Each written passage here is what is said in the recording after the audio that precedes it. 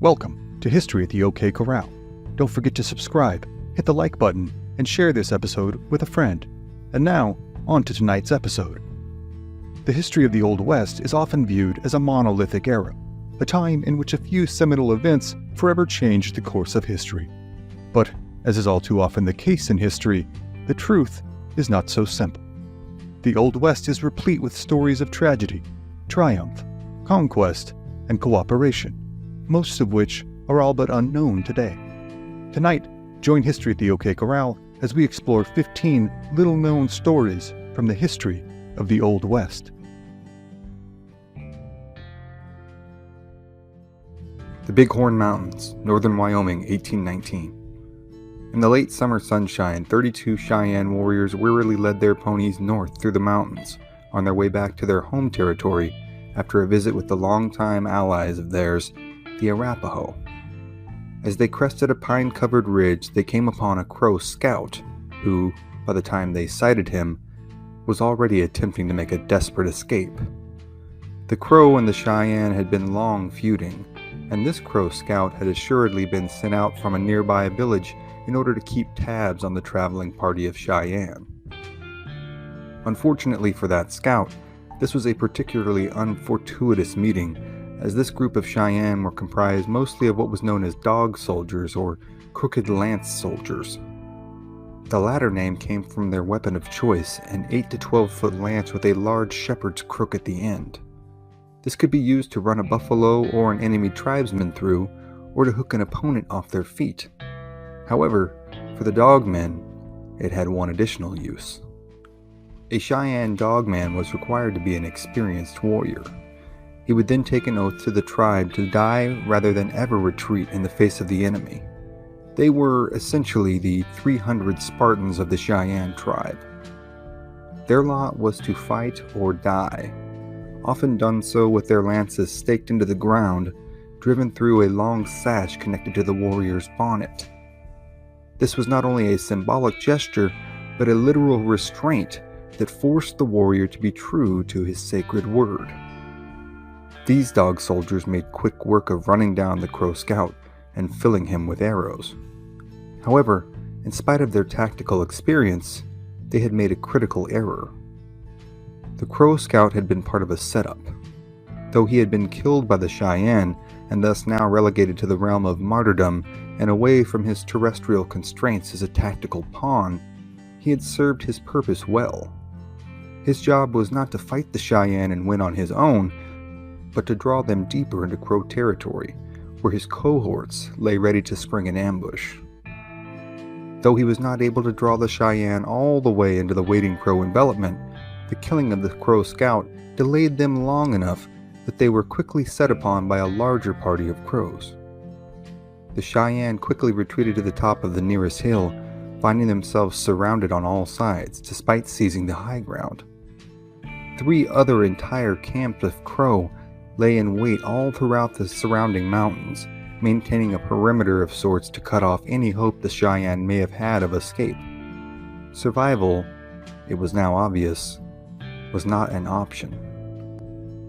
Soon the Cheyenne horses were all dead or dying, having been shot down by Crow arrows and bullets, or having had their throats slit by their owners rather than be surrendered to their enemy. The Cheyenne too began to fall, as many of them retreated to a small rocky outcropping not far from the summit of the hill. On the steep, rocky hillside, they would make their last stand. From here, with perhaps a dozen Cheyenne left alive, they peppered arrows down the hill as arrows and musket balls were lobbed up at them from seemingly all directions. One Crow made several good shots in a row and was quickly making an ascent up the hill towards the rocks, ducking and darting from behind one boulder to the next. One of the Cheyenne, possessing a rifle, a warrior named One-Eyed Antelope, spotted the Crow weaving his way towards their position. He patiently waited until the Crow's head bobbed above another boulder, and then promptly blew his head off. The Crow fell forward, splayed over a large rock. One-Eyed Antelope began to sing and cry out. Then, having reloaded his rifle, still singing, he took aim and shot another Crow warrior, killing him. Again, One-Eyed Antelope sang and cried out, lauding his axe and encouraging his compatriots to fight on. 2 more crows would die before One-Eyed Antelope himself was cut down by crow arrows. Soon, when the surviving Cheyenne were out of bullets and arrows, they were left with only the offensive use of their spears, knives, tomahawks, and clubs. The warriors sang their death songs as they made their final charge towards the Crow lines, running down the hill, their weapons in hand, attempting to take any crow they could with them as they died. They were all shortly cut down by arrows, spears, bullets, and clubs. Then, they were all summarily mutilated, scalped, and left to be picked apart by the local scavenging wildlife. Anything of value on the bodies was taken, and then the Crow knew all too well that it was time to pack up and move on quickly. They were a relatively small tribe, numbering perhaps a few thousand, and thus a comparative fraction of the size of the Cheyenne. Before the dog soldiers had ridden off in pursuit of the scout, they had sent a few younger warriors back as messengers to bring reinforcements. Eventually, those reinforcements would arrive, and as had been the case for time immemorial on the plains, vengeance was taken and many lives were lost. Eventually, though, after decades, the Cheyenne and Crow would reconcile their longtime differences and become friendly. When they recalled the story of this battle, the Crow spoke of how one warrior had sung his death song while cutting down 4 of their men in a row. It was only then that the family of One-Eyed Antelope were able to find out what had really happened, when they were able to identify the Crow recreation of the song that was sung that day by some of the actual Crow warriors who had been there. One can only imagine how many thousands of times so many similar scenes went unrecorded and thus unregarded by the uninitiated that comprised the vast majority of Western society. Even in the 18th and 19th century, there was a tendency among those not living on the frontier to romanticize pre-European contact tribes as noble savages who had really attained a simultaneously simpler and more enlightened culture than the one that most living on America's eastern seaboard at the time had descended from. But ultimately, this was not reality. People are people, and the world, especially in the American West, was a harsh and unforgiving place. Life was short, brutal, and demanding. Conflict was constant. Resources were scarce, and people were willing to kill or die to ensure the security and survival of those they loved. We will never know how many hard battles were fought and hard deaths died far from the prying eyes and printing presses of Western civilization. However, luckily, there are a number of other accounts from not only the Cheyenne but other tribes that have passed down stories and recorded them via similar means, usually through passing them down verbally. We do know that the location was known from then on as Standing Crow Creek or Crow Standing Off Creek, either in reference to the Cheyenne standing off the Crow or to the Cheyenne crowing from their defenses after successfully killing their enemy combatants. The creek where the battle took place runs only miles away from where other famous battles, much more well known to history, like the Wagon Box Fight and the Fetterman Massacre, took place, decades later. But those are other stories for other times. On June 20th, 1837, William IV, King of England, died at the age of 71. His successor, Queen Victoria, would go on to reign for 63 years and 7 months, longer than any of her predecessors. The entire era of her reign would be known to history as the Victorian era. But that same month, 4,500 miles away, a group of young men gathered in a buffalo hide teepee in the middle of the night on the desolate, sweltering prairie. These young men were Cheyenne warriors, members of the Bowstring Society. They did not know, nor could they be bothered to care about the death of the King of England. Their concern as they gathered on that sweltering night was the stealing of horses. Or, perhaps more accurately, they were in a heated discussion about the decided lack of raiding they had been doing. These were young warriors out to build their wealth and reputation, and the only way to do that in a culture such as the Cheyenne was raiding other tribes. Their intended target was an encampment of Kiowas, Comanches, and Lipan Apache who were encamped on the Texas Panhandle. Their Southern Plains counterparts, particularly the Kiowa and Comanche, were exponentially wealthier than they in terms of horseflesh. This, combined with the recent inability to get along between the Cheyenne and Kiowa, was the perfect pretense under which to launch a horse-stealing raid. However, they were being held back. White Thunder, the 70-year-old medicine man and elder known amongst this band of Cheyenne as the Keeper of the Arrows, would not allow it. There had been a murder amongst the Cheyenne, and no raids could be conducted until White Thunder, according to his position as Keeper of the Arrows, performed a cleansing ceremony. White Thunder insisted that not enough time had passed, not enough good signs had been accrued from the Great Spirit in order to justify the ceremony yet.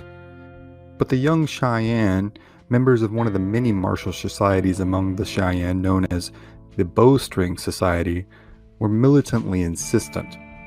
When White Thunder would not acquiesce to their verbal demands, they beat him with their quirts until he finally agreed, bruised and bloodied, to perform the ceremony. Once the ceremony was complete, the young warriors of the Bowstring Society began to outfit themselves for raiding and battle. But White Thunder warned them the coerced cleansing would not have the desired effect. The Bowstring warriors, young and haughty, paid him no mind. He was a foolish old man in their minds, too superstitious and self-important to be of any real use in their endeavors. But when they visited their neighbors and long-trusted allies, the Arapaho, they were shocked to find no takers on their offer to join the raiding party. The Arapaho were in the middle of their Sundance and warned their friends the Cheyenne that their medicine men had seen visions of great destruction and desolation for any warriors who attempted a raid at this cosmically inopportune time. But this all amounted to so much cowardice in the minds of the young Cheyenne warriors. They were fearless members of the Bowstring Society after all.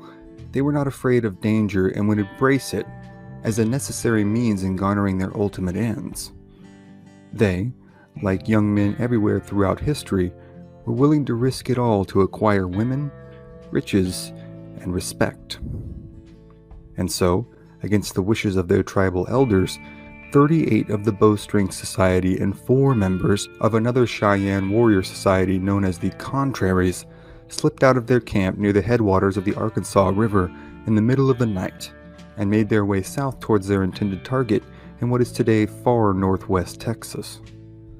By the time they managed to come within striking distance of the Kiowa, Comanche, and Lipan Apache camp, they were not so much the picture of fearless raiding warriors as they were exhausted, starving, and unnerved young men who were becoming increasingly ill at ease with the continued setbacks of their grand plans.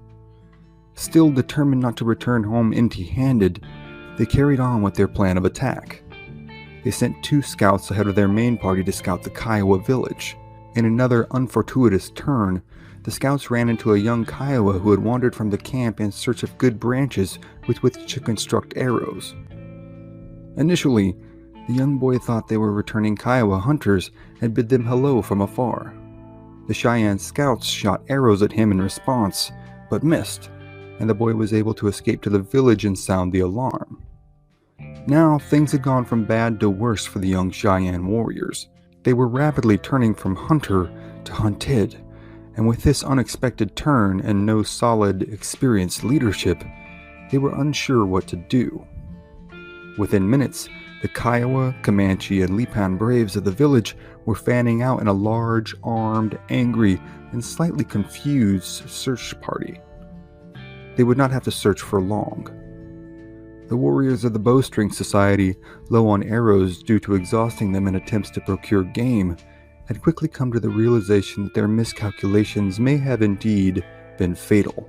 They had hastily constructed rock walls at the end of the ravine the creek ran into, and draped thick buffalo hides over these in an attempt to provide themselves some sort of bulwark against the assault to come. With visions of returning home victorious horse barons now all but flickering memories, The warriors of the Bowstring Society were now faced with the stark reality of their situation. They could hear the Kiowa, Comanche, and Lipan coming, their horses' hoofbeats thundering up the ravine as their riders let out ever more vociferous war whoops. Then, the two parties were in sight of each other, and, all of a sudden, as murderous indignation met resolute defiance, there was awkward confusion. The Kiowa and their allies were unsure just exactly who they were trailing or what exactly was going on. Then they saw the hastily constructed breastworks and could only make out shadowy figures behind them. They called out and asked who these figures were and what they wanted in these lands. After a painfully pregnant pause, the young Cheyenne let loose their own war whoops, showing themselves and pounding their chests and dancing and singing their death songs. They shouted at the Kiowa, Comanche, and Lipan warriors present, daring their pursuers to come on.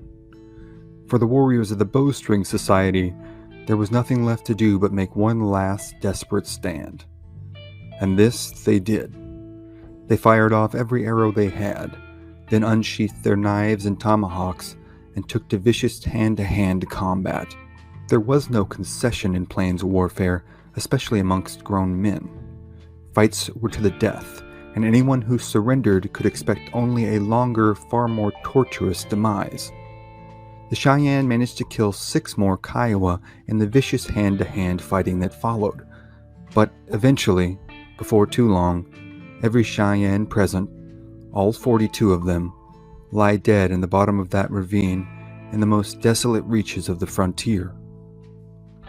The Kiowa, Comanche, and Lipan Apache would scalp all 42 and reportedly line all their bodies up along the walls of their impromptu defenses as a warning to any other prospective horse thieves.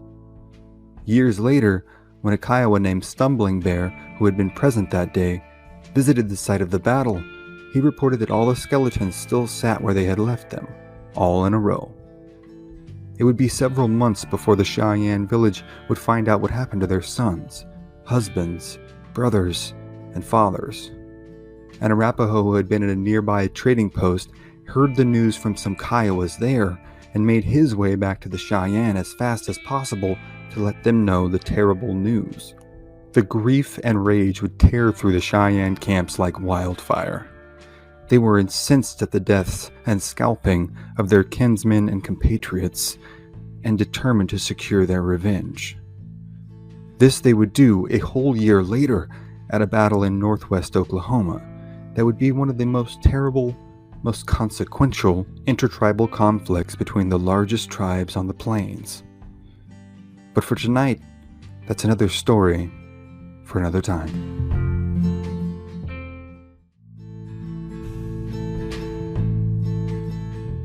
Late fall, 1837, somewhere on the plains of Kansas.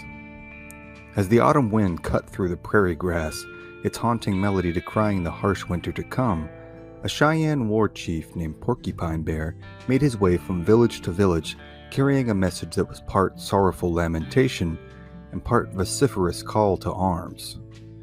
He was the leader of the Dogmen, one of the Cheyenne's vaunted warrior societies, and his aim was to marshal forces to exact revenge for an incident months earlier in which 42 of his brethren had been massacred by the Cheyenne's most hated enemies, the Kiowa and the Comanche. Porcupine Bear's task was not as easy as one might imagine, as the practical problems of a harsh oncoming winter that the tribe would have to survive with 42 newly fatherless families, combined with the widespread grief of the occurrence of such a tragedy, posed at least momentarily insurmountable obstacles to any plans of immediate exacting of revenge. But Porcupine Bear's cries were not falling entirely on deaf ears, especially amongst the younger men in the tribe's camps scattered about Kansas, Montana, and Colorado. Porcupine Bear's calls for action were enthusiastically received amongst this crowd. Then, Porcupine Bear stopped to visit family who lived with a band that he did not often see. There, he and his family members got drunk on rot-cut whiskey, and Porcupine Bear's cousin became involved in an argument with another member of the band. Their words soon turned into a brawl, and the young men grappled about the camp, each trying to take down his adversary and begin landing punches. The opponent managed to take down Porcupine Bear's cousin and commenced landing blows at will. As all this happened, Porcupine Bear set off to the side, alone, contentedly enjoying his buzz and singing his personal war songs. Then, his cousin began to cry out, beseeching the war chief for help to save him from his current travails. So, seemingly unaffectedly, Porcupine Bear stood up, drew his knife, walked over to the tussling young warriors, and stabbed his cousin's aggressor in the ribs. He then called on his family present to come forth and help him kill this no-good ruffian who had the audacity to assault a member of their bloodline. This they did, and the young man was summarily stabbed to death in the middle of the camp. Now, though Plains tribes did not exactly have stratified official forms of legal justice, this did not mean that crimes were left unchecked, even those committed by vaunted and popular war chiefs like Porcupine Bear. A council was held amongst the elder chiefs, and it was summarily decided that Porcupine Bear, his family, and anyone who did not sever their allegiance to his dog soldier society were to be henceforth banished from the tribe. So, Porcupine Bear, his family, and a small group of a few dozen followers left their home camp, bound for the open prairie where they would start anew, away from the official bands of the Cheyenne tribe. But just because the Cheyenne were now out of sight did not mean that they were out of Porcupine Bear's mind. While the elder Cheyenne chiefs had failed to take action in the initiating of any kind of retributive raid on the Kiowa and Comanche, their war chiefs had convinced the tribe as a whole that it was now time to move south, towards the known campsites of the Kiowa and Comanche on what is now Wolf's Creek in northwestern Oklahoma. As they moved south, they joined forces with their longtime allies and often inseparable comrades, the Arapaho. The Kiowa and Comanche had been long hated by the Arapaho, and any chance at exacting a toll on them was eagerly pounced upon by their young warriors. Shadowing this large contingent of Cheyenne and Arapaho, keeping well out of sight but always abreast of the situation, was Porcupine Bear and his outlaw band of die-hard dog soldiers. Officially recognized or not, he was determined to get his revenge on the Kiowa and Comanche. After a harrowing trek south in which the Cheyenne, Arapaho, and Porcupine Bear's band almost succumbed to starvation numerous times, the loose contingent came to camp within a dozen miles or so of each other. It was now early spring 1838. From here, they would make ready for the final movement to attack the Kiowa and Comanche camp. It was well known to the main Cheyenne and Arapaho contingents that the band of outlaws were present, and fully intending on taking part in the raid on the Kiowa and Comanche. However, in this case, they were tolerated due to their martial prowess and because it was largely agreed that, in spite of his crimes against his tribal brother, Porcupine Bear was due his vengeance in Kiowa and Comanche blood, as he had lost many friends and family in their massacring of the Bowstring Society. The night before the attack on the Kiowa and Comanche camp, the Cheyenne, Arapaho, and Porcupine Bear's outlaw band made ready in their respective camps. The women prepared all of their belongings for a speedy flight should the worst happen and all their men be killed and they be made to run. The men, meanwhile, painting themselves and their horses, checked their weapons and sang their war songs quietly. Then, in 3 separate contingents, they headed south towards the Comanche and Kiowa camp. The Cheyenne headed due south, seeking to make contact with the Kiowas camped on the north side of Wolf's Creek. The Arapaho, a few miles away, headed to cut off the Comanche retreat on the south side of the creek. Porcupine Bear and his lot headed due south just a little farther west of the Cheyenne's main band in search of any Kiowa or Comanche they might find and be able to kill. They would all cover roughly 30 miles in the pre-dawn hours, but the main bodies of the Cheyenne and Arapaho would just slightly miss their intended destinations. They had left their women and children a few miles away, made an initial sweep into the territory with their scouts, and found themselves just east of the Kiowa on the northern bank of the Wolf's Creek. this would delay their first contact beyond the dawn attack that they had intended, and left Porcupine Bear and his band well to the west of them to their own devices. Porcupine Bear and his experienced dog soldiers had not missed their target, and their scouts had spotted a band of about 30 Kiowa warriors and their wives who had gone out on an early morning buffalo hunt. Porcupine Bear directed his warriors to conceal themselves behind a ridge. He took off his feathered headdress, styled in an aggressively expansive fashion of the dog soldiers, and threw down his weapons. He mounted his horse and rode back and forth along the ridge, making signs for the Kiowas that he had seen buffalo. The Kiowa men and women, believing him from this distance and in the dim light of morning to be a member of their own band, came towards him. Just as they drew close, Porcupine Bear rode over the ridge, beckoning them all the while to follow his lead without ever turning his face towards them so as to conceal his identity even at close range. Finally, Porcupine Bear urged his horse forward and galloped out of sight of the Kiowas down into the ravine in which his fellow dog soldiers waited, their arrows nocked and lances at the ready. He told them to be ready, for in moments their opportunity would come, and they must not waste it. And so, the opportunity came. As the 30 unsuspecting Kiowa crested the ridge, excitedly expecting to be led to a large herd of buffalo, they, instead, came face to face with dozens of dog soldiers, adorned in their feathered headdresses, black and white war paint, with their weapons readied and their hearts burning for vengeance. Before the Kiowa could even draw their bows from their cases, the Cheyenne were upon them. They showered their arrows upon them with such great rapidity and accuracy that within moments, every fortunate Kiowa lay dead. The unfortunate were summarily bludgeoned, lanced, or slashed to death, men and women alike. The last Kiowa man to arrive on the scene had time to turn his horse and make a run for his life, but his wife cried out to him, begging him not to leave her here to die. With the most valiant of intentions, the Kiowa rushed back into the fray in an attempt to save his wife, but both were quickly, ruthlessly cut down. Soon, 30 Kiowa bodies lay dead on the Oklahoma prairie, and as the morning sun rose to its full glory, Porcupine Bear stood covered in the blood of 12 different people that he had been witness to have either shot, stabbed, or bludgeoned to death. The horses of the dead were all rounded up, and the dead were summarily stripped of all their belongings. However, they were not scalped. Though an outlaw band, these dog soldiers still recognized the laws of honor, and, as they had been directed by the head chiefs of the Cheyenne that they were not to count any coup or take any scalps, they deferred to this authority. Besides, for this band of experienced soldiers who had lost much to their enemies, their interest was not in trophies nor in counting coup. They had come here to kill Kiowa, and this they had done. But the day had just begun.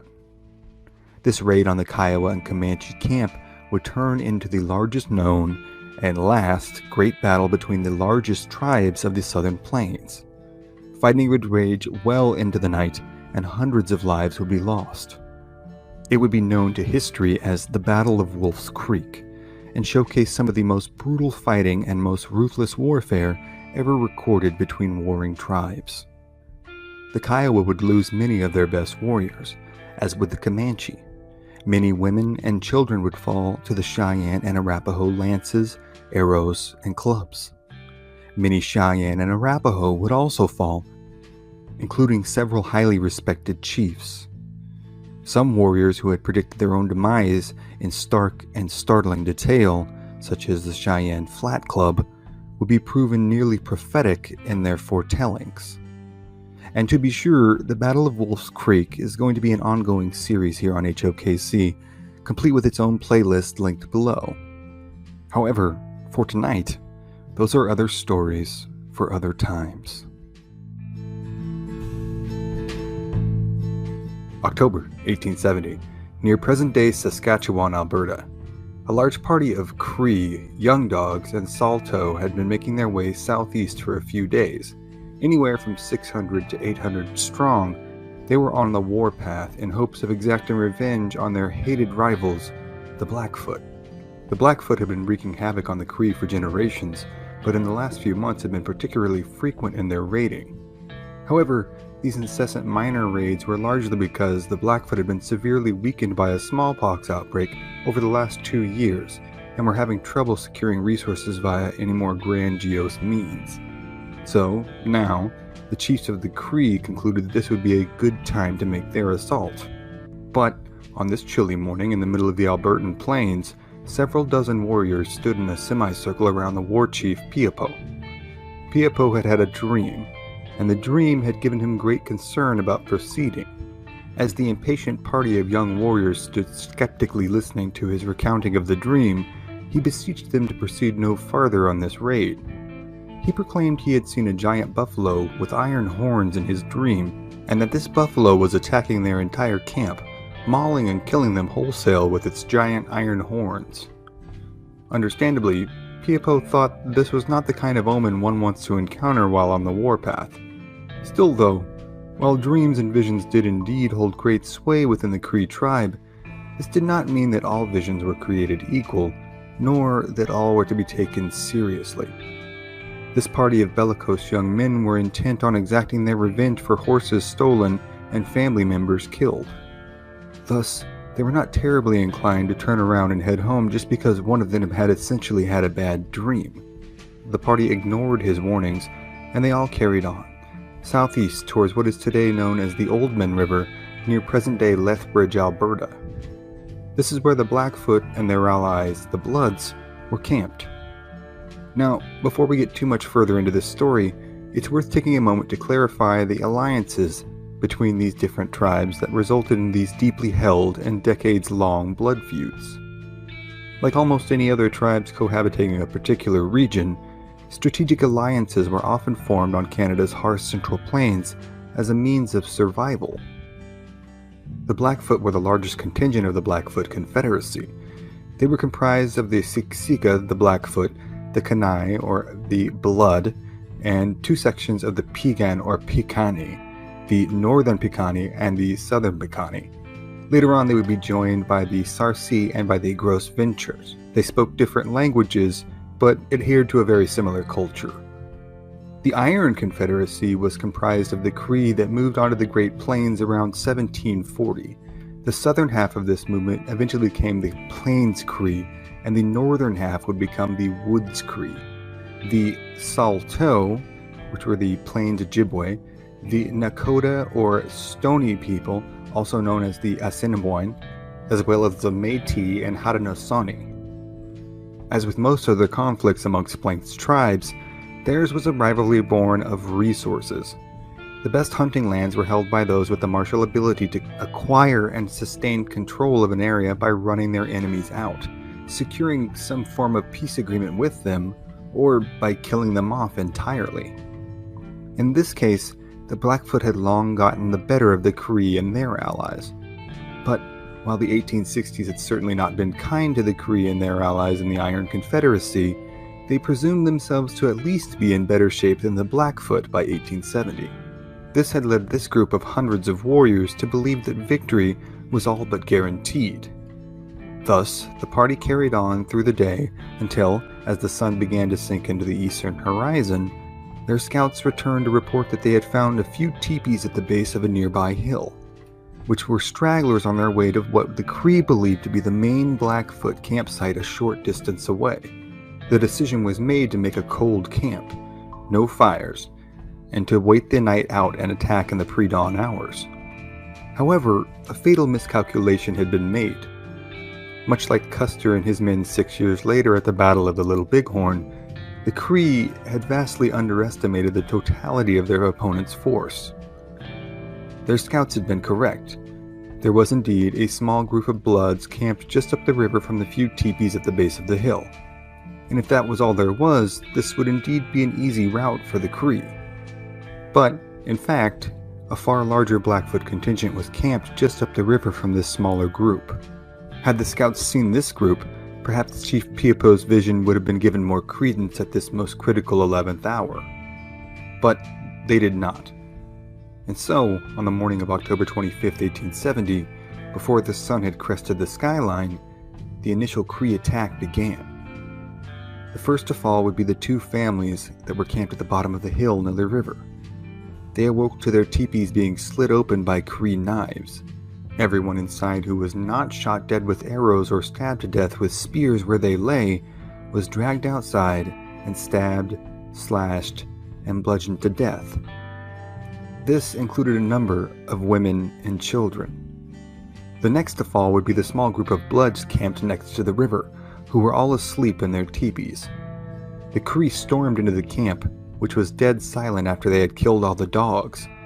The only thing that pierced the silence were the Cree yelling, "We're here," as they began slitting open teepees and slaughtering the inhabitants. Now the gunshots began to ring out, as the Bloods, whose camp was far better equipped with rifles and revolvers than their attackers, began to defend their families and their lives. Women and children shrieked in terror as they were cut down trying to cross the river in an attempt to flee to the larger Blackfoot camp.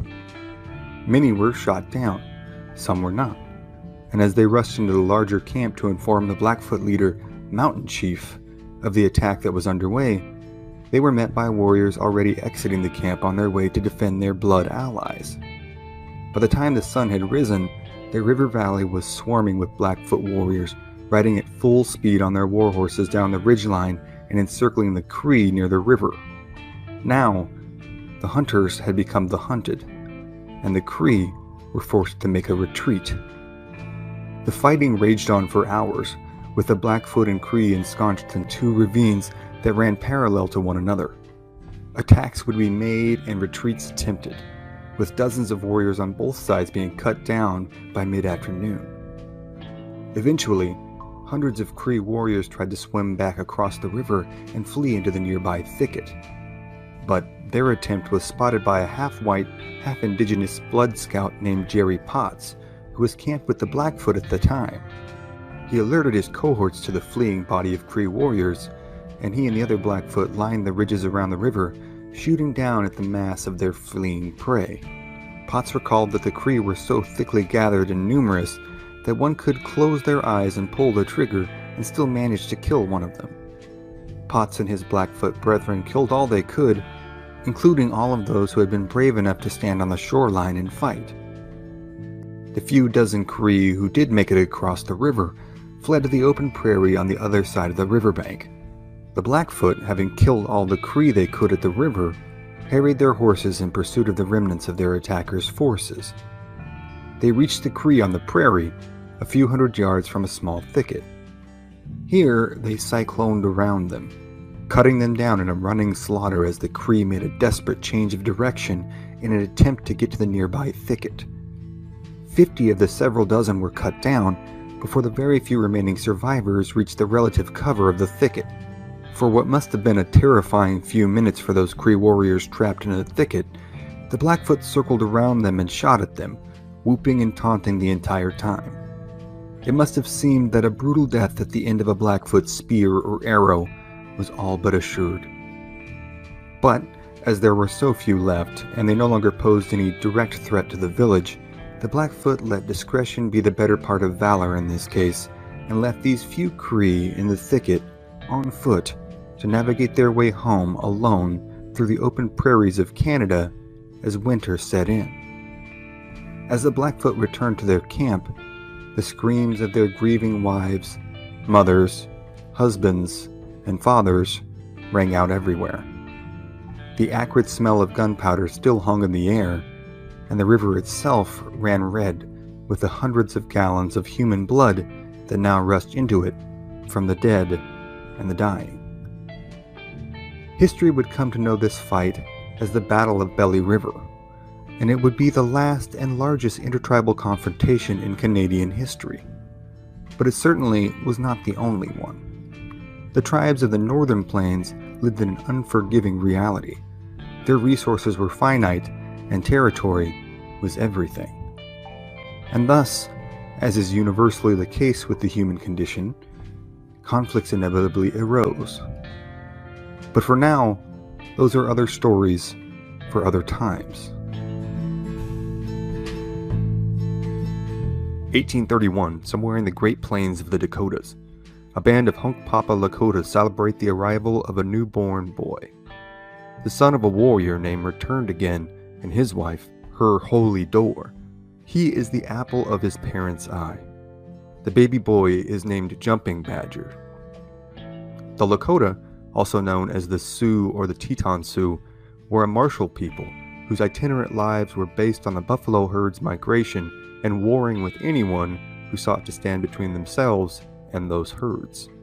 The Lakota are comprised of several bands: the Sikanju, the Oglala, the Itasipcho, the Hunkpapa, the Minikanju, the Hisapa, the Sihasapa, and the Uhinumpa. Though they possessed a few close allies throughout the years, including the Cheyenne and the Arapaho, their enemies were both numerous and vociferous. The Assiniboines, the Flatheads, the Hidatsas, and of course the U.S. Army were all hated enemies of the Lakota. This was largely due to the Lakota being relatively recent arrivals to the northern Great Plains, arriving sometime in the 18th century from the Great Lakes region. They had been encroaching on and taking over many other tribes' hunting lands and building a significant amount of animus towards themselves in the process. But perhaps the most hated enemy amongst the Lakota people were the Crow. Interviews of Lakota warriors taken well into the 20th century often denote their still vibrant, vitriolic hatred for the Crow, whom one described as the most cowardly tribe that ever lived. Safe to say, there was no love lost between the Lakota and the Crow. The young men, like all young Lakota, were taught to hate their enemies and to defend their families at all costs. This meant being proficient in all means of martial endeavors, from horsemanship to marksmanship to wrestling. Their mettle was tempered and tested through long exposure to sweat lodges and cold rivers, winter snows and summer suns. But in conjunction to building their bodies, the young men also strengthened their minds and, of most importance in the Lakota worldview, their spirits. They were inspired by fireside stories of great warriors' deeds, of great conquest, capture, and selflessness. They edified their spirit and vision quests. As with young men everywhere, they spent the better part of their teens and early 20s yearning for an opportunity to make a name for themselves. In Lakota society, as was the case with most Plains tribes, the only means of social advancement for young men was via prowess in both hunting and warfare. And so it was for the young Jumping Badger, or as his friends and family often called him, Slow.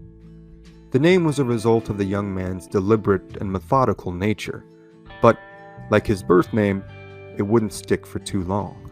By the time he was 25, though more than a few accounts have this story occurring when he was as early as 14 years old, the young man had established himself as a hunter and was beginning to make a name for himself as a cunning horse thief. And the tribe with the most horses on the northern plains at that time were the Crow. This made them a powerful enemy and an enticing target. In his book Empire of the Summer Moon, also linked below, author S.C. Gwynn describes the stealing of horses on the open plains as the equivalent of instantaneous transmission of thousands of dollars into one's bank account. Thus, many a Lakota raid was undertaken against the Crow in an effort amongst young warriors to build both capital and prestige. When a group of young Lakota, including Slow and a number of his cohorts, set out to raid a Crow camp on the plains of what is today South Dakota. As they crested the low rise in the twilight of the morning sun, they spotted their quarry, a large group of horses, seemingly without a guard posted, as the Crow believed themselves too far out in remote country to worry about raiders or intruders. This was what the young Lakota had been hoping for. Silently, they made their way closer and closer to the Crow's horse herd. At a signal, the stampede was started, and as many horses as could be taken in one fell swoop were driven away from the Crow village and northwest onto the open prairie. But now, the Crow were alerted. Now, the element of surprise had been rapidly, if predictably, disintegrated, and the Lakota were on the defensive. As often happened in these situations, a running fight ensued over rolling prairie land until, eventually, the Lakota managed to ensconce themselves in a defensive redoubt in a narrow ravine. The Crow pinned them down, intent on making these Lakota interlopers pay immortal tolls for their intrusion and intentions. At first, they rained down bullets and arrows upon the position, but finding the Lakota had procured themselves sufficient cover, they quickly found themselves mired in a stalemate. The two parties quickly found themselves mired in a stalemate. From their defensive positions, hunkered down behind rocks and logs deep in the ravine, the young, anxious Lakota warriors debated their next course of action. Escape was impossible, but so was an outright victory.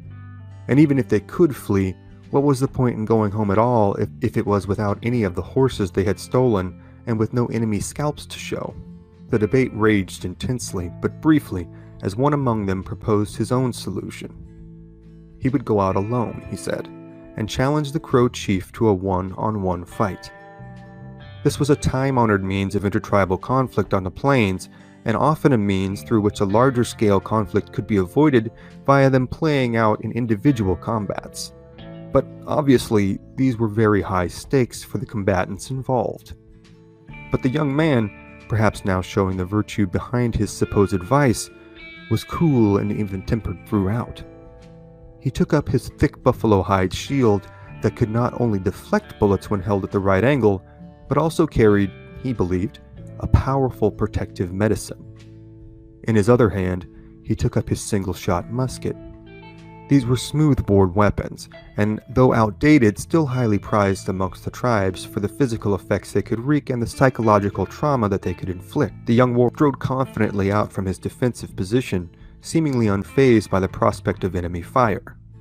He called out in a loud, clear, and confident tone that he was challenging the Crow chief to a one-on-one fight, to the death, right here, right now.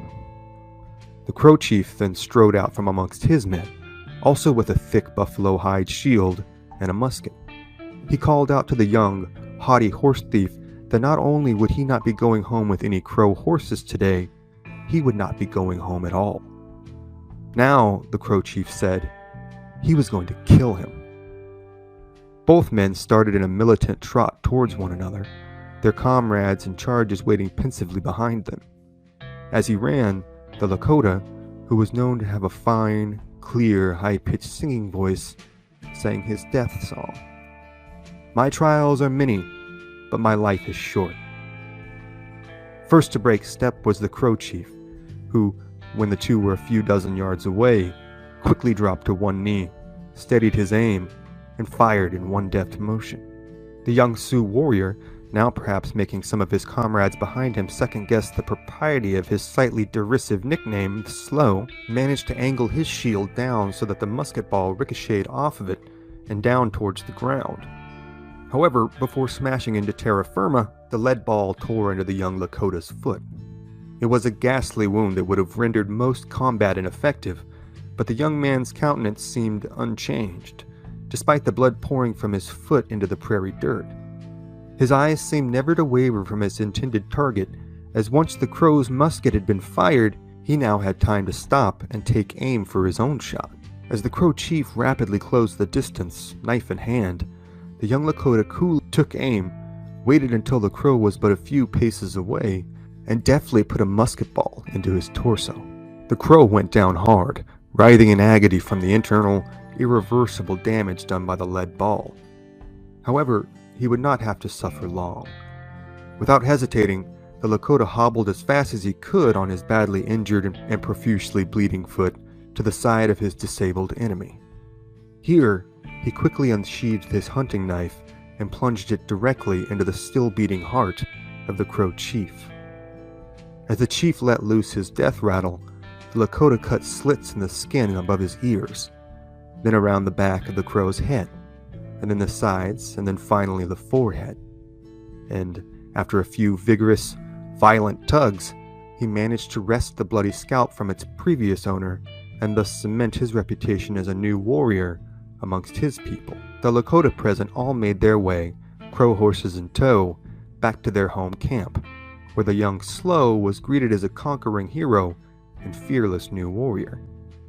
The curious nature and fastidious disposition that had often seemed so perplexing to his people had now blossomed into not only a formidable fighter, but a trustworthy leader, and eventually as a kind of holy man, whose visions and premonitions would hold great sway amongst his people. In his life, he would go on to meet presidents and royalty, tour Europe, stay in some of New York's finest hotels, lead some of the bloodiest battles the northern plains would ever see, and ultimately die a martyr's death on a lonely, frozen prairie. The Lakota would know him Tatanka Hyotake, but you most likely know him as Sitting Bull. Sitting Bull would go on to be one of the most seminal figures in American history, and participate in countless more legendary raids and battles, including the legendary Battle of the Little Bighorn. And while those episodes are indeed coming soon, very soon, for tonight, those are other stories for other times. June 25th, 1876, early afternoon, in what is today's southern Montana. On the banks of what is known to them as the Greasy Grass River, a large camp of Lakota and Cheyenne milled about their village, ensconced in their daily routine of chores and recreation. Many of the young warriors were just now waking up, exhausted after a long night of ribald celebration and dancing. Children swam in the river, women tended campfires, and young men tended to the large horse herds that belonged to the camp. This was, in fact, the largest encampment of Plains tribes that would ever be recorded. The Lakota and Cheyenne had come together during this blistering Plains summer with the intent of luring the U.S. Army's cavalry forces into an ambush. The U.S. Army was responsible for enforcing the policies decided upon by the U.S. government, regardless of whether those policies were consistent with treaties signed and promises made to native tribes from Florida to the Pacific Northwest. The U.S. Army's cavalry were the most commonly encountered by the Plains tribes, as they were the only forces capable of locating, pursuing, and engaging horseback warriors on the vast expanse of the open plains. The Bluecoats, as they were colloquially known amongst the Plains tribes, had inflicted not only costly defeats, but committed a number of what could only be termed as massacres amongst many tribes, including the Lakota and the Cheyenne. But they had also been on the receiving end of horrific violence that had at times rivaled or surpassed the ferocity that many of these soldiers had experienced during the Civil War. They were commanded by men who had cut their teeth in some of the Civil War's most ferocious battles, men like Captain Frederick Benteen, Major Marcus Reno, and General George Armstrong Custer. Most of the men, though, were relative neophytes to Plains warfare, and many of them were relatively recent immigrants who now found themselves fighting for their lives in austere outposts against an enemy who often appeared out of nowhere, killed with an extreme prejudice, mutilated the dead in horribly macabre ways, and disappeared just as quickly. The Army had been sweeping the northern plains for years, attempting to bring the Plains tribes to bear. But they had struggled for decades, as fighting such a decentralized enemy posed problems that the officers trained in classic Napoleonic warfare struggled to address successfully.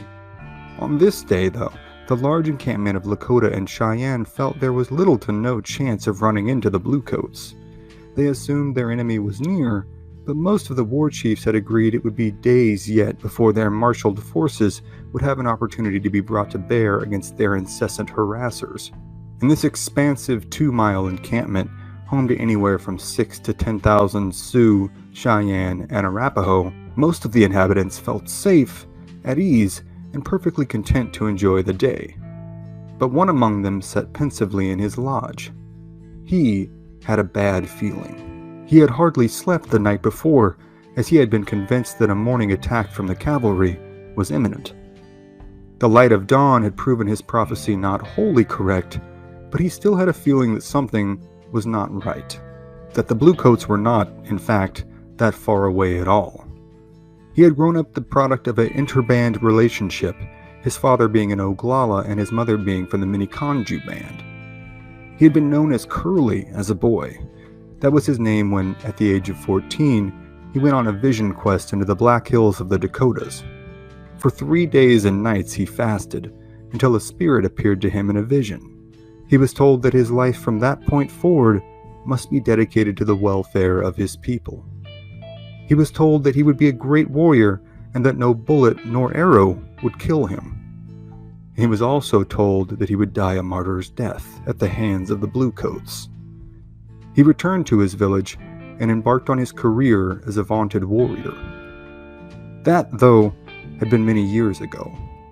Though he was now married, his face was scarred from the bullet that had torn into it years earlier when the jealous husband of Black Buffalo Woman had discovered them after they had eloped from the village. She was the true love of his life, and though they had been forced apart, the scar was a constant reminder of a love lost. In the interim between this summer day in 1876 and his vision quest some 2 decades earlier, the young warrior had built himself into a venerable fighter, and then into a trusted leader. Though his personal indiscretions with married women had cost him the title of chief, this seemed a matter of mere formality. He was a war chief, and his name inspired awe in his compatriots and terror in his enemies. He was the veritable puzzle wrapped in an enigma, wrapped in a riddle. He was known to his people as Tashunka Witko, but history knows him as Crazy Horse. And while Crazy Horse's prediction would prove to be slightly askew in terms of timing, his intuition about a large battle coming that day would prove correct. Today, he and his Plains warrior cohorts would take part in the largest battle in Plains warfare history, and they would all but annihilate their hated enemies, the Bluecoats. However, as momentous as the occasion would prove to be, it started with some of the village spotted a dust cloud. This was the result of the 7th Cavalry's engagement with the Lakota camped down the river. During this engagement, 2 cavalrymen had their mounts spooked so badly by the gunfire, bugle calls, and screams that they bolted from the battlefield, their hapless riders captive to their fight or flight instincts. Unfortunately for these men, their horses bolted straight for Crazy Horse's encampment. They were met by startled Lakota whose initial disbelief gave way to rage-soaked indignity. The 2 soldiers were quickly yanked off their mounts and promptly clubbed and stabbed to death as they pled for mercy. Word soon reached Crazy Horse that the cavalry was attacking. Seemingly unsurprised and perhaps even slightly indignant, the veteran warrior called for his war ponies to be gathered and brought to his lodge. He then painstakingly applied his war paint, covering his upper body in yellow pigment and drawing a singular lightning bolt down the left side of his face. He secured the lone feather he wore in his hair, as opposed to the flowing war bonnets favored by so many of his fellow warriors. As he readied himself, the younger warriors, those who had not heeded his warnings and danced into the wee hours of the morning, began to hymn and haw. They must attack now, they protested, before the fighting was over and there were no more trophies to be taken, nor honor to be won. But Crazy Horse remained unmoved. Finally, Crazy Horse's war mounts were brought to his lodge. After an excruciatingly long wait for the younger warriors, Crazy Horse emerged from his lodge. He selected a war horse, mounted it, and began to ride out of the village, a large throng of warriors in tow. They headed first to a ridgeline where Major Reno was attempting to ensconce himself and his men, including his Crow scouts, in a patch of timber in hopes of securing a workable defensive position.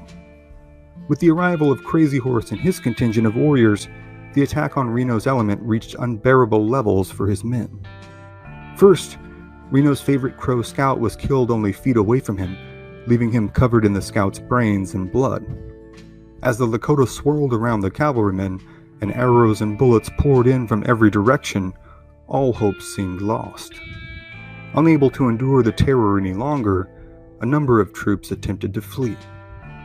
Crazy Horse rode among the desperate troopers, methodically clubbing them down one by one. Some soldiers were so panicked they could not muster their legs to run, but only walk as they furiously pumped their arms. Some soldiers attempted to stop running, turn around, and begged their Lakota adversaries to show them mercy and to take them prisoner. All were promptly brained by war clubs or cut down in a hail of bullets and arrows. Reno and a number of his command would survive, but only due to Custer and his isolated contingent of men presenting a more enticing target and a more immediate threat. Custer had become desperate in the relentless onslaught that was being brought to bear by a native force the size of which he had never imagined. Now, with all hope fading, Custer was making a mad dash towards the heart of the main village in an attempt to sweep through it and apprehend as many women and children as possible, to hold as prisoners, and hopefully to barter their peaceable retreat. This was not as crazy an idea as it may sound to modern ears, as this was a relatively common practice on the plains. However, Custer and his men would never make it to the village. Now, they were stuck fighting on a small hill, in a desperate roving retreat, and Crazy Horse was on his way. Upon arriving at the scene, Crazy Horse observed the field and consulted with his fellow warriors, all while coolly firing off his rifle and killing as many soldiers as possible from atop a small hill. Then, he and his men attacked the right flank of Custer's men, splitting what was left of the small remnant force into two even smaller elements. As the fighting continued, Crazy Horse rode between the two elements of soldiers, blowing his piercingly haunting eagle-bone flute and shouting orders. Despite this nearly suicidal behavior, he remained untouched. By this time, the din of battle had shaken even the 7th Cavalry's war horses.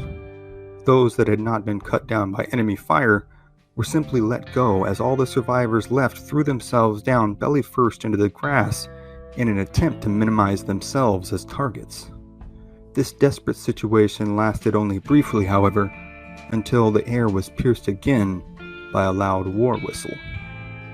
This was the signal for the Lakota to mount a massive general charge to finish off Custer and those under his command who remained alive, including Custer's 2 brothers and his teenage nephew. Thousands of warriors swarmed the hill. Custer and his men fired an initial volley that momentarily stalled the attack, but within seconds it had reconvened and swarmed in amongst the cavalrymen, cutting as many down as they could, as some attempted to flee southward. All were summarily cut down within minutes. By the end of the day, every one of the 210 men under Custer's command would lie dead on that hill near the banks of the greasy grass. But, of course, today, we know that river as the Little Bighorn, and the battle that took place there as one of the most seminal moments in American history. And, while it was also a seminal moment in Northern Plains tribal history, as it ultimately marked the beginning of the end for their way of life. The U.S. Army, they knew, would be back and would seek vengeance for what had happened there. But for now, there was a great victory to celebrate. The next day, Crazy Horse would be named Commander-in-Chief of the joint forces comprised of the Sioux, Cheyenne, and Arapaho. His legend was solidified, but his prophecy only partially completed. A little over a year later, Crazy Horse would meet his martyr's fate, stabbed in the back by duplicitous soldiers in Fort Robinson, Nebraska. But that, like the plethora of other personal stories and accounts from the Battle of the Little Bighorn, is another story for another time. Spring, 1820, in what is today Wyoming. In the waning hours of the late afternoon, a group of Cheyenne warriors prowled the area like hungry wolves. They were a small scouting party in search of a large camp of their hated enemies, the Crow. They had traveled many miles through hard country in order to be there that evening, in hopes of garnering themselves great measures of wealth, riches, and revenge. The entire Cheyenne nation, in fact, had been making its way to this territory in search of the Crow. Even in 1820, the two tribes had been warring for generations. And while the exact genesis of the conflict has been lost to history, it is a relatively safe assumption that it began, at least in part, as a conflict over resources and territory.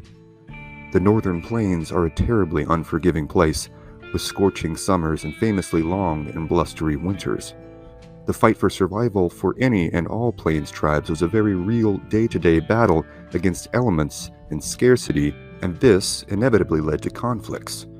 One killing would beget a retributory raid, which would beget another retributory raid, all of which were awash in the blood of many men, women, and children.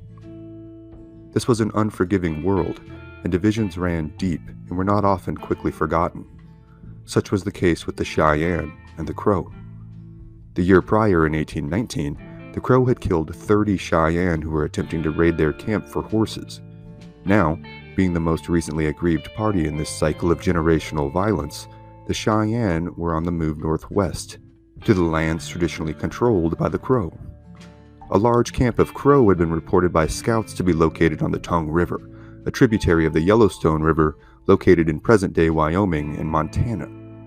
The Cheyenne made camp a number of miles away on the Powder River and sent their warriors, who by this time had also linked up with a number of Teton Sioux warriors who were thirsting for revenge on their longtime Crow enemies as well, out to scout the area in hopes of engaging, raiding, and killing as many Crow as possible. However, this initial foray into the high plains and foothills of the area had left them empty-handed. As night began to fall, the Cheyenne and their Teton Sioux allies made their way back to their home camp, perhaps slightly sheepish at their lack of initial success, but still highly confident that they were within striking distance of their desired target. But upon returning to the village, they were met with the news that the Crow were indeed in the area. This must have simultaneously stirred up great excitement as well as a pang of dread. A Crow hunting party had come upon the Cheyenne village, but upon seeing the size of it, had decided to marshal a larger force of their cohorts before returning to attack. The Crow had been spotted, but made their escape over the hilltops and out of sight before the scouting party of Cheyenne had returned. Now, the clock was ticking on a deadly game. As the Cheyenne scouting party made its way back into the camp, they were greeted with a flurry of activity. Time was of the essence, as it was clear that the camp of Crows was, at least momentarily, bereft of a sizable portion of their young warriors and chiefs, and that a Crow attack was all but imminent. The Cheyenne had to make their attack and subsequent escape now, or they would risk not only missing their chance to raid the essentially defenseless village, they would likely soon be overrun themselves when the Crow returned with a larger force. This was an incredibly dangerous situation for all involved, but the Cheyenne and Teton Sioux allies decided that the risk must be taken, or this trip so far into enemy territory would be for no tangible gain. A sizable force of younger warriors was left to protect the camp should the Crow attack come before the raiding party could return, and the women and children of the village broke down the camp and made it ready to move. Now, the race was on to raid the Crow village and get out of Crow territory before being found and almost certainly killed themselves by a large, vociferous force of Crow warriors. The raiding party headed out in the wee hours of the morning, following the trail the Crow had left on their egress. At just about noon, with the high plains sun belting down from straight overhead, the Cheyenne and Teton Sioux force came upon the Crow village. After an initial scouting foray reported the village had indeed been left with few warriors who posed a viable threat, no time was wasted. The Cheyenne and Sioux swept down upon the Crow village of roughly 100 lodges in a storm of violence and bloodshed. They rode into the village, clubbing down any men, women, or children who posed any measure of resistance. Arrows flew, war clubs thudded down, and the screams of the vanquished abounded. Once all resistance was neutralized, anything of value that could be carried, from cookware to blankets to weaponry, was rapidly strapped to the Crow horses being stolen and made ready for rapid travel over brutal country. Their plunder also included human beings. Women and children who were not killed were bound, strapped horseback, and as they wailed and moaned over their new fates as captives, marched off over the hills, never to see their homes again. But the ordeal, for all involved, had only just begun. The Crow raiding party was roaming the area, and now the Cheyenne had to get back to their own village as fast as possible to make their escape to the southeast and onto the open plains. This was, of course, now made an even more cumbersome task with the added burden of their plunder and prisoners. While the Cheyenne and their Sioux cohorts were indeed flushed with the thrill of victory, a new sense of dread overtook the group as the party lumbered its way back into the Cheyenne camp. These were not the only Crow in the area, only a singular encampment, thus the Cheyenne feared the Crow might have been able to marshal quite a sizable force that might be able to overtake the security elements they had left behind. After a few hours of this, consternation had grown within the ranks of the Cheyenne and the Sioux. The pace was too slow, some said, and they were losing precious time in escaping and evading the Crow. Others were complaining that the approximately 100 captives they had taken were not being divvied up evenly between the Cheyenne and the Sioux. A heated discussion ensued, which turned into an argument. Then, an agreement was reached. A number of the weaker, younger, or slower prisoners were summarily untied, yanked off their horses, and either drilled with arrows or clubbed to death as their friends and family members, already thoroughly traumatized by the day's events, were made to watch. Their bodies were left where they fell, to be fed upon by the wolves and buzzards, and the party moved out again, this time at an even more exhaustive pace. One can only imagine the despair the Crow must have felt. The women among them would, for all intents and purposes, be made into slaves. The children would likely be adopted into the tribe that had murdered their families. Either way, none of their lives would ever be the same again. They would eventually reach the Cheyenne village that had been made ready to move out. Several more days of hard travel, cruel treatment, and minimal food and shelter would follow until they reached the relative safety of the Cheyenne hunting grounds. The Crow raiding party was in hot pursuit, now burning for revenge after discovering the charred remains of their village and loved ones. And though they would ultimately fail to rescue their loved ones from the Cheyenne on this particular occasion, this was by no means the end of the hostilities between the two tribes. Raids and counter-raids between the two would carry on for decades, with the events of Tongue River in 1820 being oft cited as a large motivating factor for the Crow. In fact, the Crow were so generationally incensed by the massacre at Tongue River, they would refuse to become allies with the Cheyenne and Sioux, even against the U.S. Army during Red Cloud's War in the 1860s. The intertribal politics of North America, both pre- and post-contact with the Old World, in large part set the foundation for their interactions with subsequent settlement attempts. The tales of raids and counter-raids, violence and vengeance in the history of the American West are too countless and too consequential to cover in one episode. But rest assured, those are other stories for other times. Klamath Lake, Oregon, May 9th, 1846.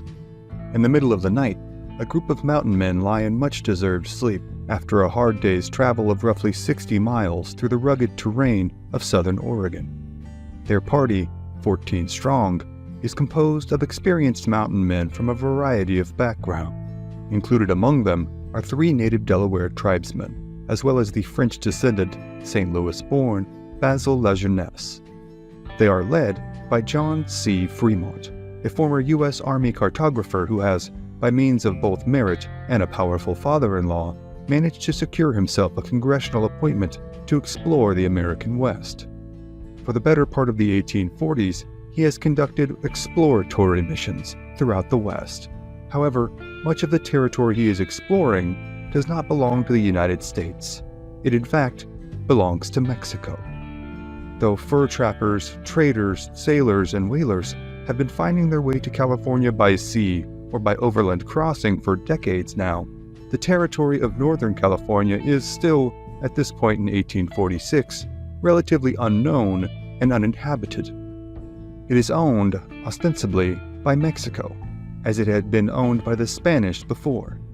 But in reality, neither government has invested much in the way of resources towards settling the wild lands that lay to the north and to the east of the mission systems that hug the coastline. By and large, this area of Northern California and Oregon is, in fact, under the control of the tribes who have long ruled their respective areas of domain from the San Joaquin Valley to the Cascade Mountains.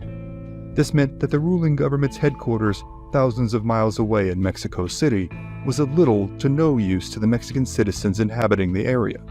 However, the land was bountiful, and at a time when the population was scarcely more than a few thousand people in Northern California, plentiful and ready for the taking by any settler with means and intentions to do so. As was the case in Texas a decade earlier, this openness and availability has drawn a fair amount of American farmers, ranchers, and entrepreneurs. The lack of regulation from the Mexican government provides an enticing prospect for those who have, as of yet, been unable to secure a plot of land and sustain a livelihood elsewhere. The vast, open swaths of ungoverned and unsettled territory also draws the interest of the United States government. Since the expedition of Lewis and Clark 4 decades earlier, the national adherence to the doctrine of manifest destiny has become increasingly vociferous. As the desire for a continent-spanning nation has become more and more apparent amongst the voting public, and the outcry for greater settlement begins to trickle in from Americans living in Northern California, President John Tyler, and then his successor James K. Polk, begin to take increasing interest in wresting the territory from Mexico. But first, the United States must have a better understanding of the territory they hope to overtake and annex. Thus, the services of John C. Fremont have been enlisted on a number of exploratory jaunts that have seen the inveterate, well-connected explorer cover vast swaths of the Rockies and Sierra Nevadas, not to mention numerous trips through deserts and to the Pacific coastline. Fremont now finds himself here, on the shoreline of the vast Klamath Lake, on yet another excursion being undertaken under the decidedly odd pretense of exploring a country that is not his to explore. Now, it seems another layer is being added to this mission by James K. Polk himself. In the week prior, Fremont's company had been surprised on the trail by a hurried, breathless U.S. Marine lieutenant named Archibald Gillespie. Lieutenant Gillespie had appeared seemingly out of nowhere, materializing from amidst the hulking redwoods like a travel-weary specter. Though his presence seems a curious novelty to most of these men, he brings news of great import for Fremont. Gillespie has been dispatched by President James K. Polk himself, with messages for the American consuls in Los Angeles as well as for John Fremont. After making his way from Washington, D.C. to Mexico and then taking a ship to Los Angeles, Gillespie was informed that Fremont's expedition was on its way north, hundreds of miles ahead of him. Gillespie had made an incredible effort through environments that his training as a Marine in the 1830s had not prepared him for, in order to catch up to Fremont and Company and deliver the secret messages. What the messages say will be lost to history, but it is thought to concern Fremont's involvement in the coming efforts to annex California for the United States. The men in Fremont's company are unsure of the exact nature of the correspondence, but are sure that they now find their leader in a fitfully distracted state. He had conferred with Gillespie late into the night as he pored over the letters. He had been so assured of their safety and so ensconced in his new business at hand with Gillespie that Fremont had given all the men license to sleep freely, without posting a guard. While many in the party had seen this as a welcome relief, one man does not. His name is Christopher Houston Carson, otherwise known as Kit Carson. At 37 years old, he is not only a legendary mountain man, but has become an inadvertent pop culture figure. All across the eastern seaboard and the big cities of New York, Boston, Philadelphia, and Washington, D.C., men, women, and children alike delighted in reading the dime novels replete with highly fictionalized accounts of his daring and expertise. Though Carson is the first to dispel any notion of his own celebrity, his renown is certainly not without cause. He has seen more of the continent than almost any man living at this time. He has traded, fought, and even married into local tribes on the Great Plains and in the vast Southwest. He has survived all manner of privation, hardship, and danger for over 2 decades in locales from the Rocky Mountains to the city of Los Angeles to the sun-drenched prairies of Kansas. He has spent over a decade as a mountain man in the company of legendary trappers such as Bill Williams, Jim Bridger, and Ewing Young. He had married an Arapaho woman named Singing Grass, and the couple had had 2 children. However, in 1839, Singing Grass had died of complications during labor, leaving Carson to care for 2 young daughters. He had remarried to a Cheyenne woman named Making Out Road, but the marriage had ended quickly in divorce, and his children had not been welcome. In April of 1842, after his youngest daughter, whose name is unknown, was killed in a tragic accident after falling into a vat of boiling soap, Carson had decided to bring his surviving daughter to Missouri to stay with relatives. While on a steamboat on the Missouri River, he was recognized by John C. Fremont, who engaged the vaunted frontiersman in conversation and convinced him to sign on as a guide for his new scientific expedition.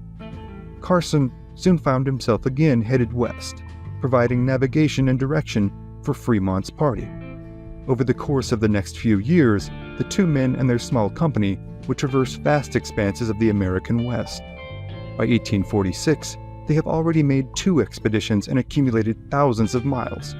By all accounts, Carson has been, time and again, the party's saving grace from certain disaster. However, Carson, despite his notoriety and confidence in his own skills, is a man keenly aware of his own limitations. He is a man from a poor family, and for all intents and purposes, illiterate.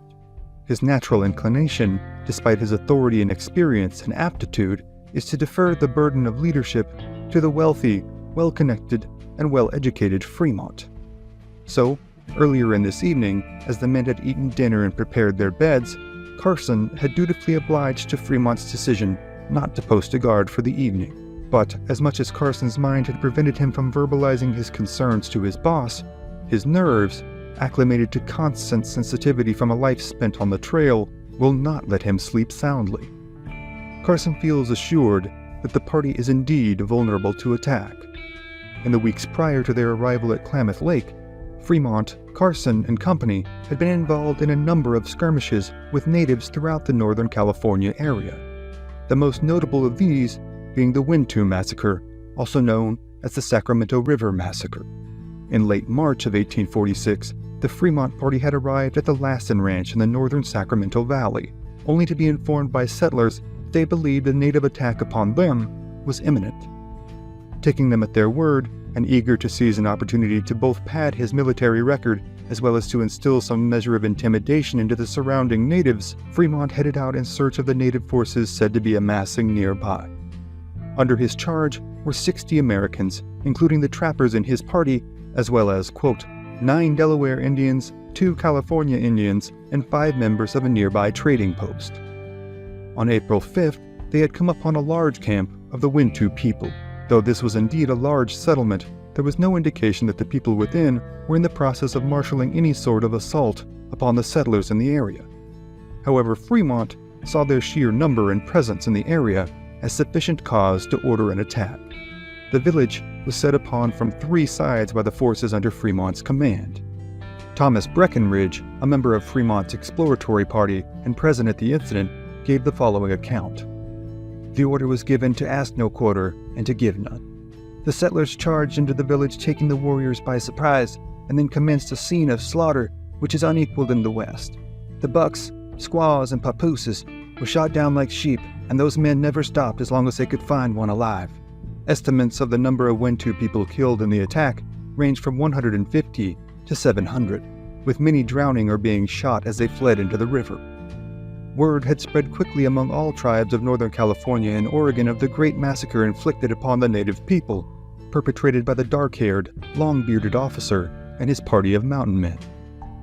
Though seemingly untroubled by the butchery, as he had so often been privy to in his life on the frontier, Carson is all too keenly aware of the potential consequences such actions might incur. Sometime after midnight, his wire-tight nerves snapped Carson out of his shallow slumber. Amidst the lapping of waves on the lake shore, the crackling of coals in the campfire, and the occasional rustle of wind through the trees, an odd, dull thumping noise causes his eyes to snap open, and immediately surveil the campsite.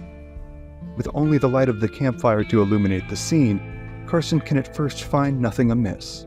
Then his eyes settle on the oddly contorted position in which his good friend Basil La Jeunesse is sleeping. "What's the matter over there, Basil?" Carson inquires. Then he notices an odd glistening of the firelight off La Jeunesse's head and torso. Within seconds, the situation is clear to the experienced mountain man. His friend has been killed, bludgeoned by a native warrior's club, and the camp is under attack. Carson, the first in the camp to awake to this horror, calls out, "Indians!" and fires his pistol into the darkness. As Carson's cry is still echoing off the trees surrounding them, the other men are awakened. Lucian Maxwell, Alex Godey, and Dick Owens, all longtime friends and compatriots of Carson's, now have their pistols and tomahawks drawn, eyes searching the night, seeking any kind of available cover. Arrows whistle by them, thudding into the tree trunks as dark figures whirl about just outside the light of the fire. A Delaware tracker known as Crane grabs a rifle and attempts to fire into the darkness, but it is either unloaded or misfires. As a few attacking warriors dash through the camp, Crane attempts to club them with his now otherwise useless firearm. In his fury, he becomes unaware of his position in front of the fire, making him a well-illuminated target for his attackers. Moments after being exposed by the light of the fire, Crane's torso is filled with arrows, and he falls dead. As Carson's eyes sweep the campsite, he hears a loud, guttural moan from his right. Looking over his shoulder, he sees the motionless body of Denny, his good friend and a much-beloved Delaware tracker. Turning his attention again towards the center of the camp, hoping to catch some of the attacking warriors in the same firelight that had doomed the Delaware Crane, Carson sees a lone warrior. Resplendent in full war paint and headdress, standing his ground in the middle of the camp, fighting with unabashed fury. With a fine steel tomahawk, he cuts and slashes at the camp defenders, exhorting the other attackers with his war cries. Carson presumes this to be the chief, as do the other experienced mountain men in the party. The next volley of shots from their rifles and pistols renders the attacking chief no more, as he too falls next to the flickering campfire. For the bulk of the next hour, the attacking warriors make repeated, though seemingly haphazard, attacks upon the campsite, hoping to reclaim the body of their fallen leader. Eventually, the attacks abate, and the survivors spend the next few hours in a pensive state, waiting for another assault to materialize from the darkness. Finally, the sun begins to peek over the craggy mountains surrounding the lake. Some of the men set about laying blankets over the bodies of Denny, Crane, and La Jeunesse as Carson and Fremont examine the fallen chief. He is, Carson is sure, a Klamath, a people he has derided before as a mean, low-life, and treacherous race. The chief, now cold in death, his ornate war bonnet crumpled by his last fall, is covered in jagged designs of bright war paint. Carson would later recall him to be the bravest Indian I ever saw. But in this moment, as his comrades lie strewn in death on the ground around him, Carson is overcome with an unconquerable mix of grief and rage. As his eyes blur and his nostrils flare, he deliberately takes the tomahawk, secured to the chief's wrist with a leather thong, from its owner. For a few moments, Carson examines the weapon with the curiosity and awe of a seasoned cultural anthropologist. The weapon is heavy-headed, but well-balanced, the handle sitting nicely in the palm, and its blade razor-sharp. Then, in a sudden torrent of rage that shocks Fremont and the newcomer Gillespie, Carson raises the weapon up and powerfully, repeatedly, smashes it into the face and head of the fallen chief. Again and again, the blows rain down, until the chief's head is, by Carson's later estimation, all knocked to pieces. When his grief is momentarily satiated, Carson confers with Fremont as to the next course of action. Revenge, both agree, must be the order of the day. First, though, there is the business of burying their comrades. The 3 dead men are wrapped in blankets and strapped sideways onto their horses. Fremont and Carson initially planned to bury their friends at a scenic spot on the lake shore. However, as they travel in search of a suitable location, the bodies of the dead men are repeatedly bludgeoned and knocked off of their mounts by the numerous trees that obfuscate any clear path through the territory. Soon, the bodies are bruised, and the task becomes so distasteful that the company of men decide that their unfortunate cohorts must be buried on the spot, in the cold, rocky soil of the forest. As a few of the men stand guard, the remainder claw at the ground with their knives, eventually digging out a singular, shallow grave big enough for 3. The men are buried with little ceremony but the prayers of their comrades, and covered with logs and rocks in order to ward off predators. With their comrades now buried, the men's grief and rage runs unfettered. Their first order of business now is to find any Klamath that they can and exact retribution upon them. Their Delaware scouts after completing their own burial rituals for their fallen comrades, are the first to head out into the silent labyrinth of trees in search of any lingering Klamath. They are gone only a short time when they reappear, this time each holding a freshly taken scalp. "Was sick, better now," one said. The Delaware, Carson, and a small group then head up the Klamath Lake shoreline, scouting for a larger village. About 10 miles ahead of Fremont and the remainder of the men, Carson and the company stumble upon a large village of Klamath. They, too, are quickly spotted by the Klamath, whose women and children scatter in all directions as the men in the village race to arm themselves, and those who had been out fishing hurriedly beach their canoes in a rush to reach their weapons and fellow defenders. With the element of surprise lost, Carson and his men must now make an immediate attack, which they do, with another massacre ensuing. Though accounts vary, with Carson insisting that no women or children were killed, at least one old woman was found among the dead. The huts of the villages are set ablaze, which Carson deems a beautiful sight to behold. As smoke and flames engulf the village, Fremont, disappointed to have missed out on the action, gallops into the camp with the rest of his men. Though he has been unable to catch up to Carson in time for the attack, it will be only a matter of hours until Fremont can claim a coup of his own. As Carson is surveying the destruction wrought by his small attacking band on this, the largest Klamath village in the area, a lone warrior returns and, seeing what has occurred in his absence, draws an arrow aimed directly at Carson. The sudden motion catches Carson's eye, and he draws his pistol and squeezes the trigger, but the weapon misfires. Fremont, a few yards away, spots the Klamath taking aim and spurs his powerful gray warhorse, Sacramento, at the man, trampling him under hoof. The lone Klamath is then pounced upon by a Delaware named Segunde and bludgeoned to death with a war club. Though Carson's allegiance to Fremont has thus far been unwavering, this incident will forever instill an unflagging obedience to the Army officer that will carry on for the rest of Carson's life. Now, as the Klamath village lies in destruction, with Klamath warriors strewn about the ground in their final repose, Carson again confers with Fremont as to their next move. He is informed that they must now, with the advent of the information brought in the top-secret letters by the Marine Archibald Gillespie, return to California. There is a rebellion on against the Mexican government, and Fremont, Carson, and company will all play a pivotal role. The party heads south, leaving the Klamath village to burn and the survivors to mourn. The village is never rebuilt, and the survivors scatter to other bands. Though they have been held accountable by Fremont and Carson for the deaths of their friends, many experts today believe that the Klamath had, in fact, been innocent of any involvement in the attack on the Americans' camp.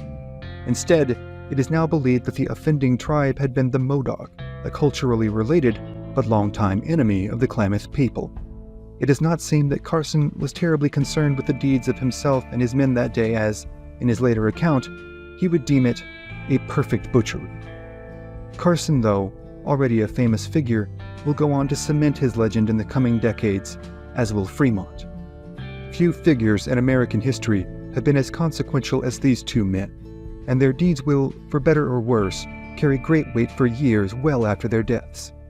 The stories of exploration, navigation, adventure, survival, combat, and killing seem almost too numerous to tell, and though rest assured, history at the OK Corral will do our best to tell them all, for tonight, they are other stories for other times.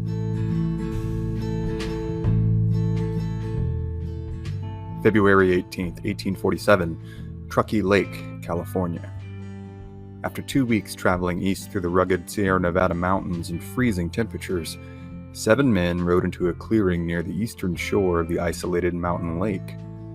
They were a rescue party, sent out after a member of this group, a man by the name of William Eddy, had made a harrowing journey to the Sacramento Valley from this camp in order to contact the outside world and muster a rescue force.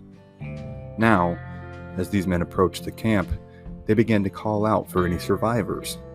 At first, their cries were met with a deafening and chilling silence. A member of the rescue party, Daniel Rhodes, gave an account of what happened next.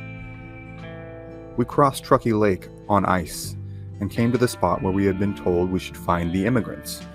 We looked all around, but no living thing except ourselves was in sight, and we thought that all must have perished. We raised a loud halloo, and then we saw a woman emerge from a hole in the snow.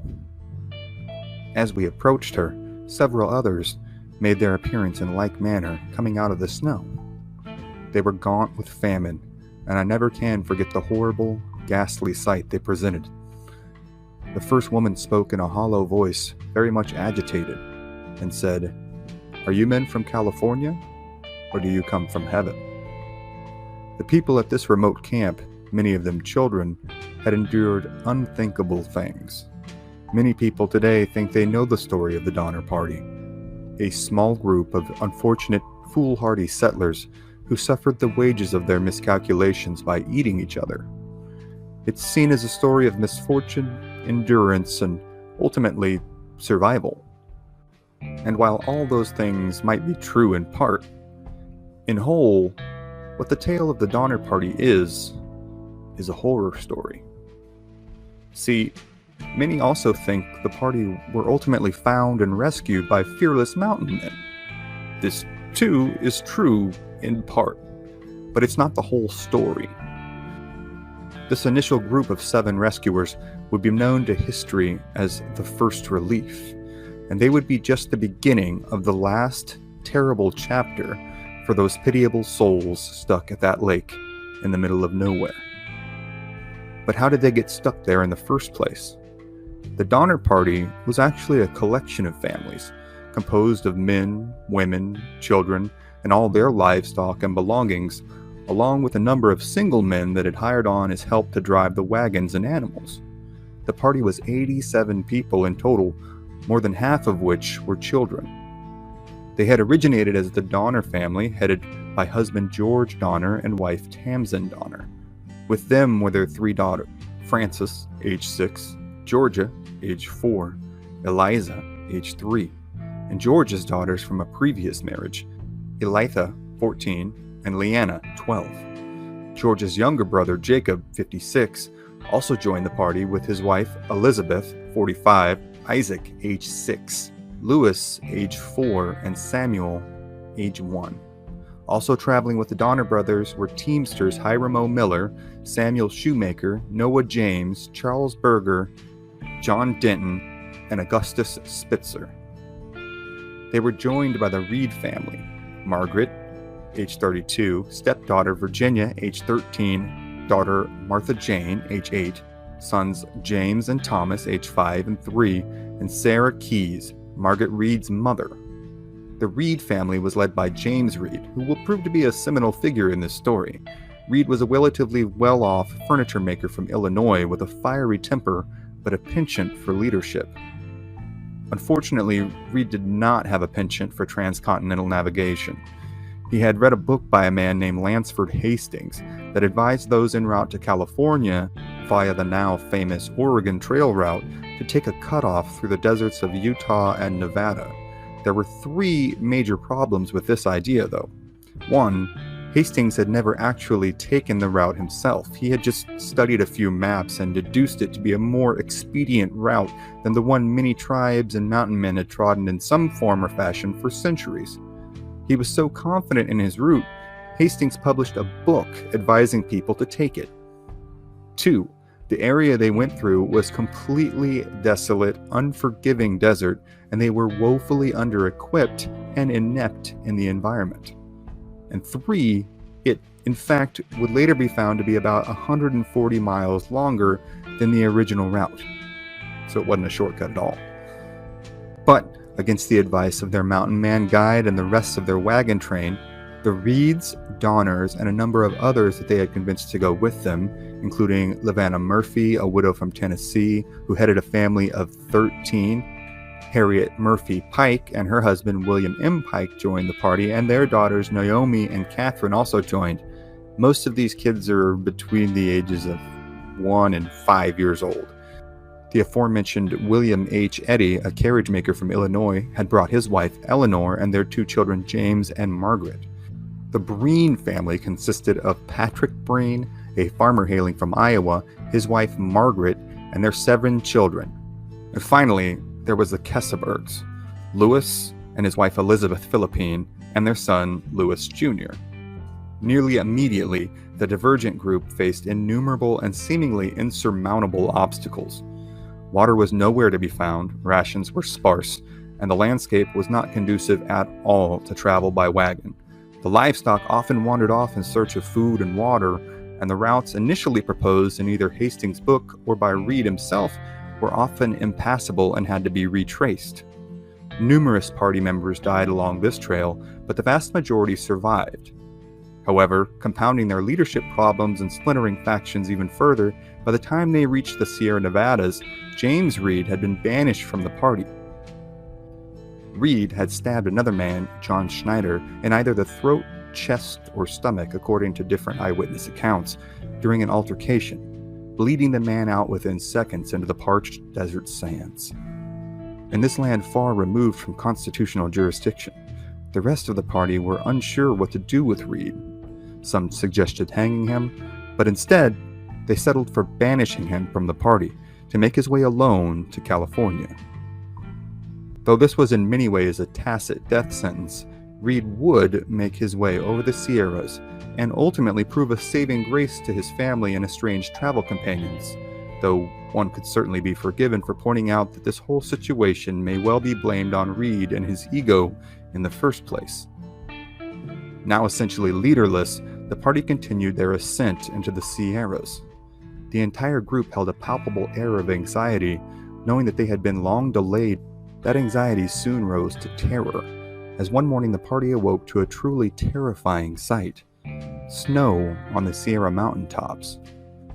It had come early this year and rendered the Donner Party narrowly but fatally outside the window of opportunity to cross the nearly impassable Sierras with even a modicum of assurance that they would emerge alive on the other side.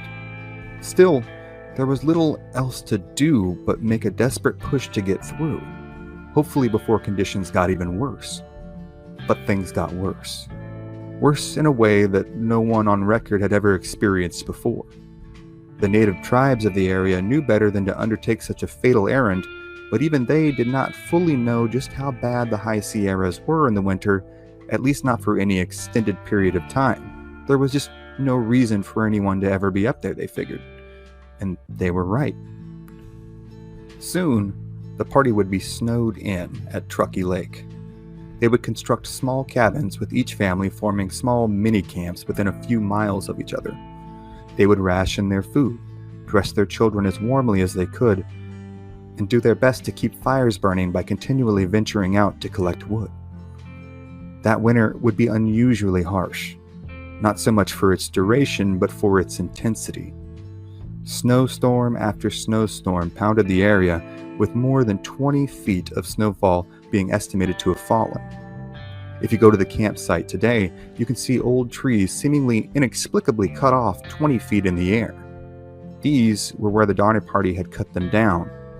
As with so much snow, only 2 to 3 feet of the enormous trunk would have remained visible to them. Ship's logs from San Francisco and Morro Bays note snow on the mountaintops that surrounded their coastal enclaves. The vast majority of those who died were men aged 18 to 39, followed by women in the same age group, as they died desperately searching for ways to keep their children alive. When they ran out of meat, they boiled bones. When they ran out of bones, they cut strips of ox hide and boiled those until a flavorless goo could be extracted. The children would be lined up and a spoonful placed in each of their mouths as they did their best not to reflexively gag up the only nourishment they had. They planned to hunker down here and wait out the worst of the Sierra winter. But whether they perished in the cold that year or made it out alive to the Sacramento Valley only to be haunted for the remainder of their days, for every single person at Truckee Lake, the winter of 1846 would not end in their lifetime. Because soon, there would be no more oxhide left to boil, no more food left to eat. And soon, people would begin to succumb to these ironically hellish conditions. Then, starving people would be confronted with two choices: do the unthinkable or die. It would ultimately take 2 months and 4 total rescue parties to retrieve anyone who had managed to survive that winter. Each trip required the party, whose motives also included rescuing the valuable goods left by the Donner Party's deceased, to scale thousands of feet in elevation at great peril to themselves. And each time a party arrived to bring more people out and more snow thawed, more and more of what had happened that terrible winter became apparent. By the time the fourth rescue party, or fourth relief, arrived in April of 1847, the macabre scene that greeted them rivaled anything modern horror cinema has ever even come close to. Wandering their way through the camp searching for any valuables or survivors, they were first greeted with the horrible stench of flesh that had begun to putrefy in the warming weather. They came across the body of a young woman, slashed open and denuded of fatty tissue at the breast, with arms missing large strips of flesh that had been deliberately filleted off. Her skull had been cracked open at the top, and all the brain tissue had been scooped out. 2 more heads were found in similar condition. Then another body, this one of Mrs. Donner, lying similarly butchered but identifiable.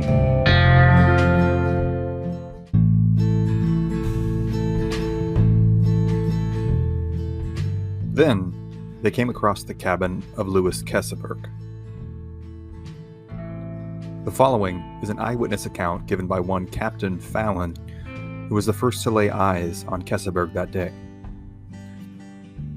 Upon entering, discovered Keseberg lying down amidst the human bones, and beside him a large pan full of fresh liver and lights. They asked him what had become of his companions, whether they were alive, and what had become of Mrs. Donner. He answered them by stating that they were all dead. Mrs. Donner, he said, had, in attempting to cross from one cabin to another, missed the trail and slept out one night. That she came to his camp the next night very much fatigued. He made her a cup of coffee, placed her in bed, and rolled her well in the blankets, but the next morning found her dead. They asked Keseberg if the contents of the frying pan in his cabin were indeed the liver and brains of Mrs. Donner. Keseberg replied enthusiastically that they were. When his interrogators asked why he did not eat the bit of beef that the third rescue party had left him, actually James Reed had left it for him, he came back, bathed Keseberg, combed his hair, and gave him some food to hold him over until this last fourth relief could come and rescue him. Keseberg replied that it was not nearly as sweet as human meat, and the liver was the tastiest bit of human of all, not to be skipped in favor of boring, old, too dry beef. Keseberg was ultimately rescued and returned to society to live an ostracized existence, though the rest of the survivors were not harshly shamed, as they were seen to have taken no glee in what they were forced to do. Another cleanup party of sorts would come in the months later after the fourth relief. They would dig a huge pit in the middle of one of the cabins, put all of the earthly pieces of the unfortunate souls who had perished here on this lonely shore into it, and burn it all to ashes. They hoped, with the last of the smoke and embers, to extinguish as best they could the horrific memories of what had happened in this place. But they would not. Today, in the campsite where so much horror occurred, there is a museum and a monument to what occurred there in the winter of 1846.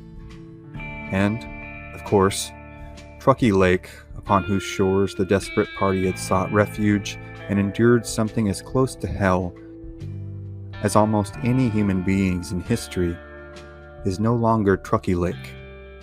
Today, it's known as Donner Lake. Now, what we've covered tonight is but a small slice of the entire story of the Donner Party. There's the stories of James Reed and his multiple desperate attempts to save his family.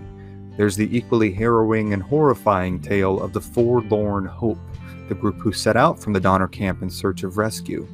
There's the stories of the lives the survivors lived and the traumas they dealt with or at times succumbed to. All are tales worthy of their own episodes. But for tonight, those are stories for another time. In 1827, a bedraggled group of mountain men made their way in a long train of humans and pack animals through the Mojave Desert, in what is today southeastern California. As temperatures soared and water supplies dwindled, the leader of the party, Jedediah Strong Smith, hoped to make contact with the tribe who had saved him when he passed through this same territory a year ago. The tribe, who gave the desert its name, were known as the Mojave. A year before, reaching the Mojave had been Smith's saving grace. Like all mountain men expeditions, he and his company had been in search of territory that was both abundant in beaver and unclaimed by any notable military power, be that native tribes or European or Mexican officials. The world of the mountain men was steeped in cultural, national, and ethnic ambiguity. Their goal was not to destroy or subvert any of the peoples they came across, but to accumulate as many furs as possible, namely beaver pelts, and to head back east to make use of their fortunes by buying land or otherwise improving their station in American society. Jedediah Smith had come west from New York as a young man, finding his way onto an expedition out of St. Louis. He learned quickly that in order to survive in the austere and often inhospitable American West, one had to adapt quickly, think clearly, and move decisively. Or they would soon die a hard death, many miles from home. This was the world of gray, where the enemy of one's enemy was a friend until they too became an enemy. Such was the case for Jedediah Smith's beleaguered party. In the intervening year, trappers from another band based out of Taos, New Mexico, had abused and killed a number of Mojave before swiftly departing from their lands, headed west to California. The Mojave saw no difference, nor would they have any real way of telling, in the Taos party that had abused them and Smith's party, which finally found their village and dragged themselves in, begging for food, water, and fresh horses. At first, the Mojave were friendly enough, sharing and trading food and water, though refusing to part with any horses. Actually, considering the circumstances, they were pretty darn nice. Smith even ran into a Mojave man named Francisco who had worked for his expedition the year before. Francisco was friendly, but informed Smith of the Taos trappers killing his tribesmen during the last year and hanging their bodies from trees. Smith knew this was certainly not good, and beseeched Francisco to take gifts to his chief and inform him that Smith and his party had no intention of committing any such acts, and only hoped to resupply and move on westward. The Mojave, for their part, seemed willing enough to help. They helped the trappers resupply and gave them fresh mounts, even provided grass canoes so the trappers could more easily cross the Colorado River with their belongings. The mountain men were exceedingly grateful for the help and seemingly unaware of any danger. But when they were halfway across the river, the Mojave sprang their attack, attacking with a barrage of arrows, rocks, and spears. In what took only a matter of seconds, 10 men were hacked, pierced, and bludgeoned to death as their dying screams mixed with the war cries of the Mojave, the cracking of bones, and the placid rippling of the Colorado River. The attack took place with such ferocity and surprise, the 9 remaining members could only make their way as fast as possible to the other side, amidst a barrage of arrows and rocks and spears, to try and take cover. And as the Mojave hacked the 10 unfortunate trappers into pieces, and also carried off 2 native women traveling with the party, there was a momentary lull in their attack. As Smith took stock of their available weaponry, some knives, some hatchets, and 5 rifles with limited ammunition. and what must have been an agonizing few minutes of nerve-rattling silence, the men lashed knives to the longest, straightest branches they could find, double-checked the shot in their rifles, and unsheathed their hatchets in anticipation of the close, bloody conflict to come. Smith wrote in his diary that he had reassured his men that they would in fact survive the attack that was soon to come. But, he confided, he did not actually believe this was possible. However, he remained cool, and after allowing the oncoming Mojave to charge within rifle range, ordered a volley to be shot into their midst. 2 Mojaves were killed outright. It was never the custom of any native tribe to sacrifice large numbers of warriors to gain a victory or a position, and accordingly, the Mojave broke their attack and retreated to the safety of the village. This afforded the trappers a chance to slip out into the desert and head west from near today's Needles, California, to today's San Fernando Valley. Here, they were found and cared for by a local California rancher. Then, they set about their way north through the San Joaquin Valley in hopes of meeting with a group that they had left there the year before. From here, near the present-day city of Modesto, they were to continue northward on a journey that would see them survive inclement weather, hostile European powers, and, on another perhaps even more terrifying occasion, an attack at the hands of the Umpqua tribe. Smith would go on to survive that trip, make it all the way back to the yearly rendezvous in Wyoming, and even tried to retire in St. Louis. But soon, the trail would call him again, and at the age of 33, Jedediah Smith would be murdered on the Cimarron River by a band of the notoriously ruthless Comanche. His story is perhaps the greatest unknown odyssey in American history, but that is a story that will have to wait for another time.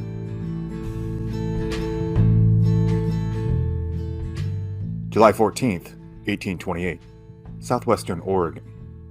As the initial rays of sunlight struggled their way through the dense forest canopy and vaporous morning fog, finally reflecting on the rippling waters of the Umpqua River, a group of 4 men prepare to cast off in their dugout canoe.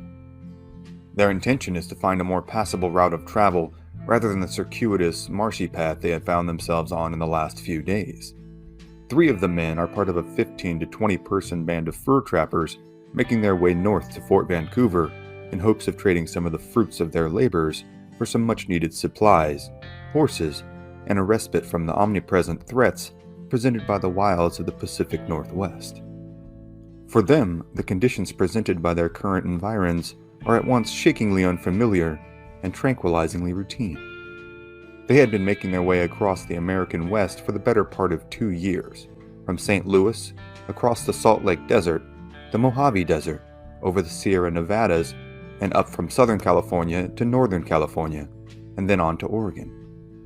They had seen all manner of hardships along the way, from grisly attacks to hostile Mexican government officials to attacks from hostile native tribes. Less than a year earlier, some of these men had been among the few survivors to emerge from an attack by the Mojave tribe in the austere, Joshua tree-strewn desert that bears their name.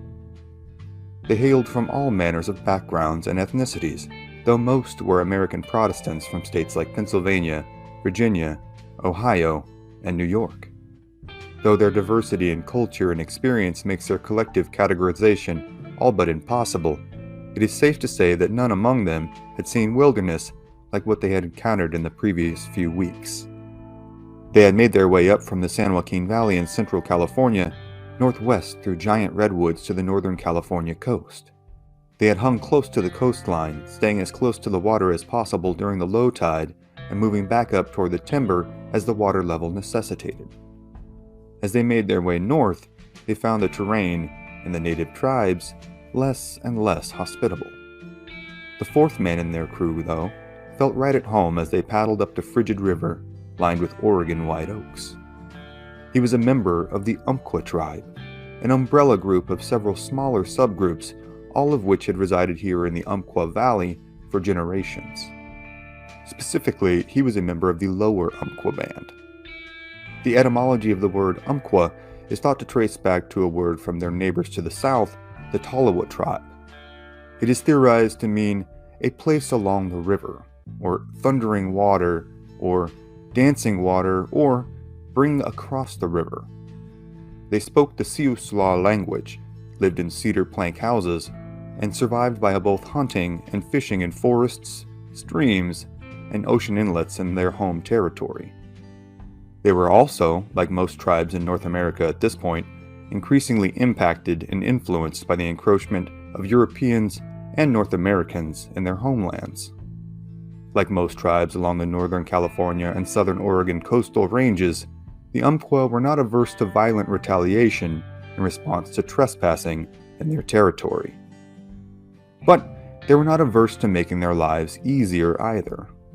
However masterful the Umpqua, and for that matter any native tribe, may have been as woodsmen, life for them was still incredibly difficult.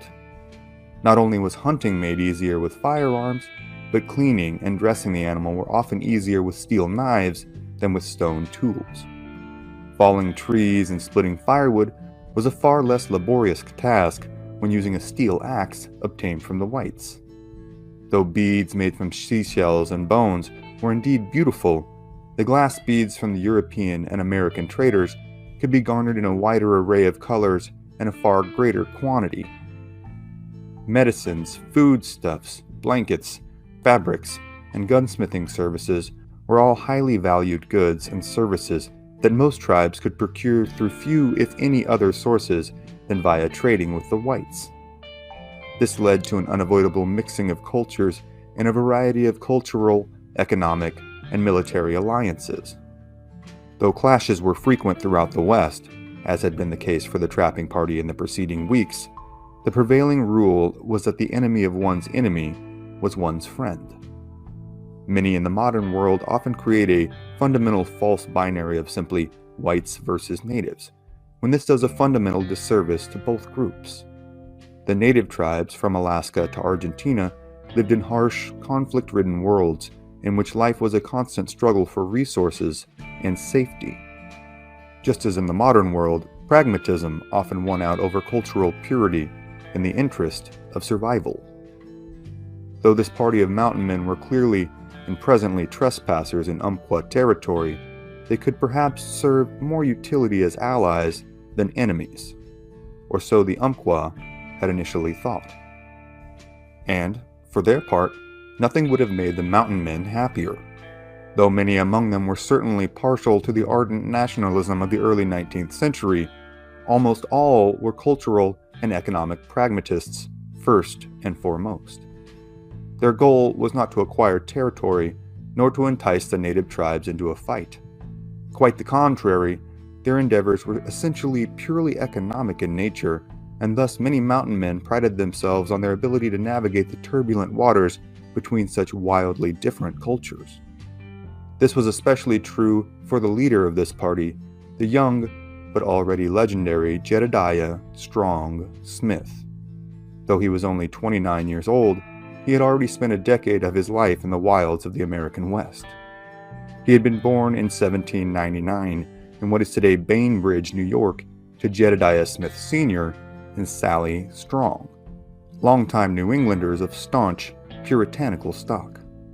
The family moved to Erie County, Pennsylvania when Smith was still a boy, and by age 13, his innate thirst for adventure led him to find a job as a clerk on a Lake Erie freighter. Here, he came across a number of frontiersmen and fur trappers, many under the employ of the Hudson Bay Company. Thoroughly regaled with tales of daring, adventure, and riches had from capitalizing on Europe's obsessive demand for New World furs, Smith set out for St. Louis at the age of 17, and by 1822, census information shows him living in the burgeoning, though doubtless still austere, frontier city.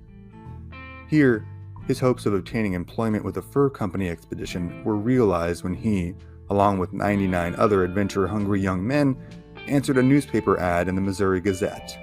The ad was posted by General William H. Ashley, another eventually legendary figure in the history of the mountain men and fur trade in the American West. General Ashley called for 100 enterprising young men to head northwest to the Rockies in search of beaver pelts that were used to make the hats now so in vogue in London taverns and Paris cafes. In the spring of 1823, the company, known to history as Ashley's 100, left St. Louis, and Jedediah left his old life behind forever. He had risen quickly through the loose commandatory hierarchy of the fur trapping companies, comporting himself with courage and composition time and again under the duress of frustration, starvation, thirst, and combat.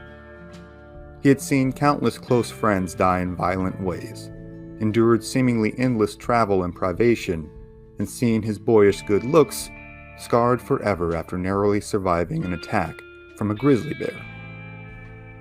Through it all, Smith had been noted for his moderation, his piety, his reliability, and his skill as a woodsman, marksman, and trapper. Now, though, as he found himself seated in a canoe next to his Umpqua guide and trapper compatriots, Jed Smith was tired. He had come thousands of miles, seen so much, and yet still had not managed to acquire the financial success he had hoped to nearly a decade ago. As the iridescently haunting rays of sunlight began to poke more and more holes in the forest canopy, one can imagine the deep sense of fatigue that must have set in as Smith surmised his current situation in its totality. He and his men were all travel-weary, within striking distance of starvation, and summarily weakened in both body and mind. The preceding days had been worryingly turbulent, and they must have weighed heavily on his mind. He and his men had encountered the Umpqua a few days earlier in a trade meeting that encapsulated the terse, uncertain, and all too human nature of Native and Euro-American interactions spanning from the 1400s to the 21st century. Having spotted some Umpqua sentries at a distance, Smith and his party made signs to parley and initiate trade in hopes of both restoring their supplies and building an amicable relationship. Unlike their Spanish predecessors and American successors, this party of trappers hoped not to conquer or colonize, but merely to peacefully pass through on their way to Fort Vancouver. Even the most ardent extoller of the virtues of manifest destiny among them would concede that now, with a party of not quite 24 objectively overworked and severely undernourished trappers, was not the time nor the place to attempt a conquest of any kind. The Umpqua, who at this point in history rarely saw any white men, were simultaneously wary, curious, and confused. And given even a cursory glance at the territorial geopolitics all along the western coast at the time, but specifically in California and Oregon, it is quite understandable why. Though California had long been ostensibly under the control of the Spanish, the English and the Russians had, at this point, spent decades making forays into the ocean inlets and mountainscapes of the Pacific Northwest in hopes of laying claim to its innumerable resources in both flora and fauna. Private interests such as the Hudson Bay Company had also spent small fortunes on incursions deep into the unknowns of the region in hopes of establishing networks of native tribes and collecting intelligence on any potential natural boundaries to be had. In the Treaty of 1818, the United States and Britain, awash in the geocentric hubris of the time, agreed to share exploratory custody of a territory that was not theirs to begin with. Regardless, in the intervening decades, the Umpqua and their neighbors had seen a marked increase in the frequency and size of the expeditionary parties making their incursions into the territory. They had been intermittently accepting of and hostile to such incursions, but in recent months had warmed to the idea of building amicable relations with white traders in hopes of fortifying their own wealth. Jedediah Smith and his party had hoped to capitalize on this, though their interactions with the Umpqua's neighbors to the south had been terse at best and violent at worst up until now. However, seeing the only prudent course of action as taking the most amicable route, Smith intended to make some good trades and build at least some usable amount of rapport with their reluctant, suspicious hosts. the two parties had convened at the mountain men's camp on the west side of the bend in the river. At first, the mood was suspicious. However, after some initial offers and counteroffers, both sides began to relax, and a sense of reserved joviality seemed to prevail. Then, one of the men informed Jedediah Smith that an axe and a skinning knife had gone missing from the party's supplies.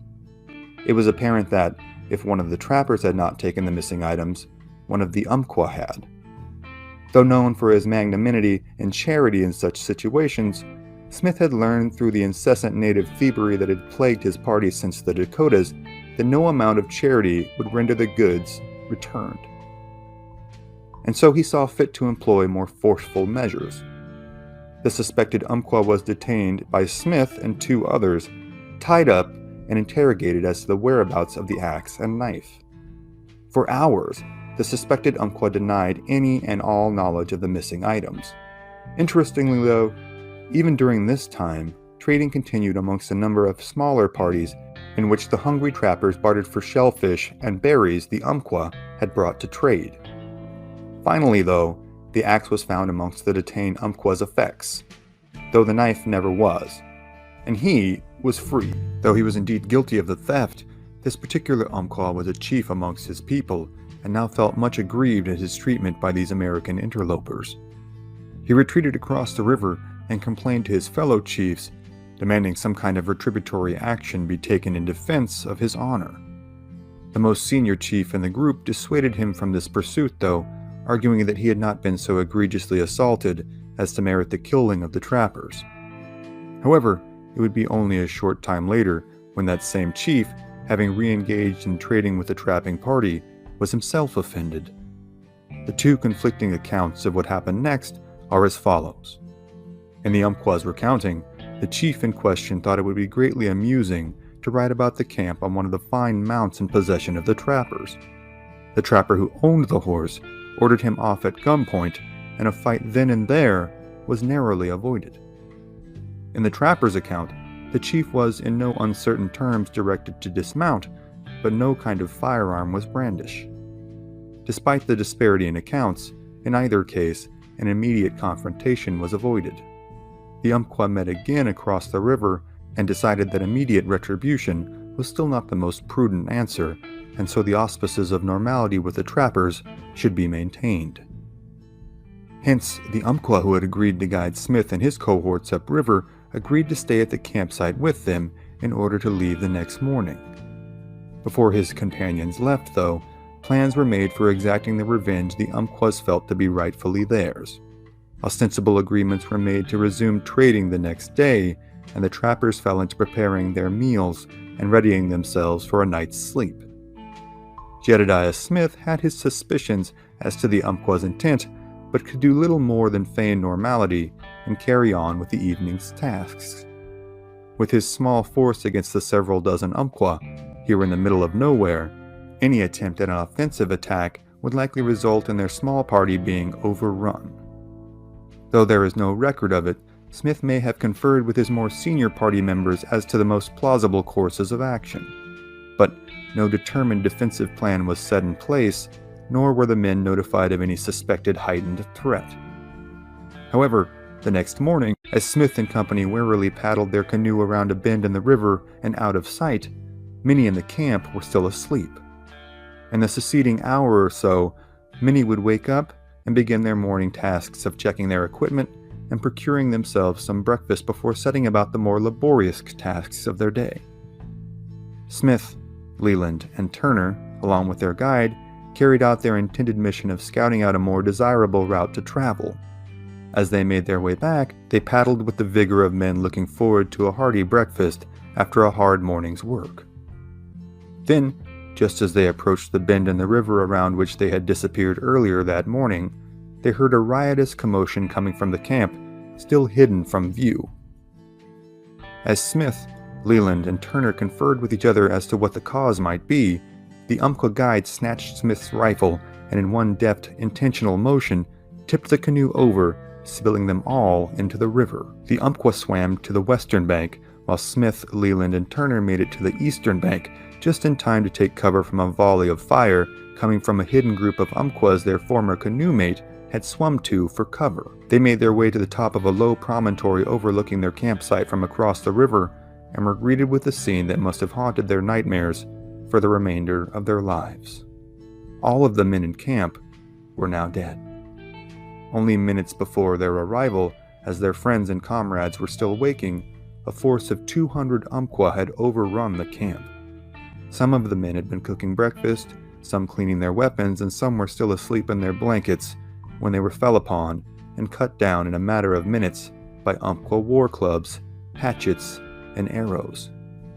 Smith and company could only watch on as the aftermath unfolded, in which all of their belongings, including furs they had worked 2 years in acquiring, were either stolen or destroyed.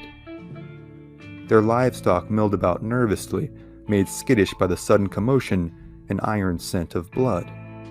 Eventually, they too were taken by the Umpqua. One man, Moses Black, had managed to dive into the river and escape his pursuers.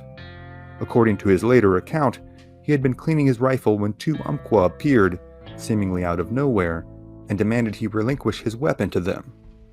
Black had refused, and after a short tussle, he had turned and ran after being slashed across the back by the Umpqua's knives. He had managed to jump into the river and avoid the arrows and rocks that rained down around him, making it to the eastern bank of the river and escaping. On his flight to the river, he had seen Thomas Virgin being hacked to pieces by a pair of Umpqua warriors, and another trapper, whom he believed to be Thomas Dawes, being chased down by a group of Umpqua in a canoe.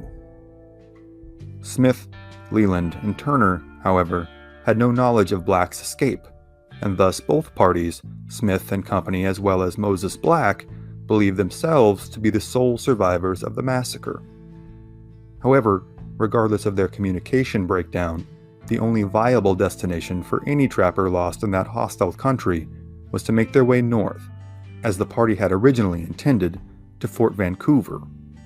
A tortuous hike of roughly 200 miles up rocky shoreline and through unforgiving woodlands that would be incredibly taxing for even fit, well-fed individuals. It would not be until August 8th that Moses Black would struggle to the gates of Fort Vancouver. He was half dead and being nearly carried by a kindly Tillamook native who had taken it upon himself to guide the starving, desperate man to his destination. At first, Black could not bring himself to speak, so shaken were his nerves. The commander of the fort ordered the gates opened and for the clearly traumatized man to be brought in and cared for. After being wrapped in blankets and given a warm drink, Black was able to still his nerves long enough to articulate the horrors of his plight. A retributive excursion was immediately planned by the fort's commander, Captain John McLaughlin. Runners were sent out to the surrounding tribes, notifying them that a handsome reward would be paid to any natives who brought in survivors of the recently perpetrated massacre. The next day at around noon, Smith, Leland, and Turner staggered to the gates of the fort, themselves in little better condition than Moses Black. They too had procured Tillamook guides after making their way roughly 120 miles up the coast. Though both Black and Smith's party were all thrilled to learn that they were not, in fact, the sole survivors of the massacre, their cross-referencing of accounts also confirmed the sad truth that there were no other survivors. This, as in so much of the history of the Old West, is also a matter of some dispute in differing accounts. Umpqua accounts speak of 2 native women who were traveling with the party and were left unharmed, even eventually marrying into the tribe. Though they were not mentioned in any of Smith's journal entries, nor in the accounts of his contemporaries, that does not mean the Umpqua accounts were untrue. It would not have been uncommon for parties of trappers to provide either employment or safe travel to local tribespeople as their comparatively sizable and well-armed contingent made their way through the territory. However, we do know that every single trapper present, other than Smith, Leland, Turner, and Black, was killed there at the campsite on the Umpqua River. Their names were Thomas Dawes, John Gaither, Abraham LaPlante, Emmanuel Lazarus, Touchant Marichal, Martin McCoy, Joseph Palmer, Peter Ranney, Harrison Rogers, Charles Swift, Thomas Virgin, a former slave known as Ranza, and perhaps most tragically, Marion, the Indian boy whom they had taken into their party, by some accounts forcefully, in order to provide him with either protection, use him for labor, or both. All died tragically violent, terrifying deaths under a dark forest canopy thousands of miles from most of their homes. Smith left only 2 written accounts of the attack, one to his brother and another to William Clark. Both are relatively terse in nature, and though sorrow is undoubtedly expressed on Smith's behalf, the veneer of his imperturbability remained uncracked. Undoubtedly, though, Smith and the other survivors were all psychologically traumatized and burning for revenge. Smith was informed by a sympathetic Captain McLaughlin that all would be done within his power to restore what property he could of Smith's, but that marshaling an all-out assault on the Umpquas was highly imprudent and thus out of the question. Crestfallen and physically depleted, Smith, Black, Leland, and Turner would eventually recover enough to make their way southeast to the yearly Mountain Man Rendezvous in present-day Wyoming.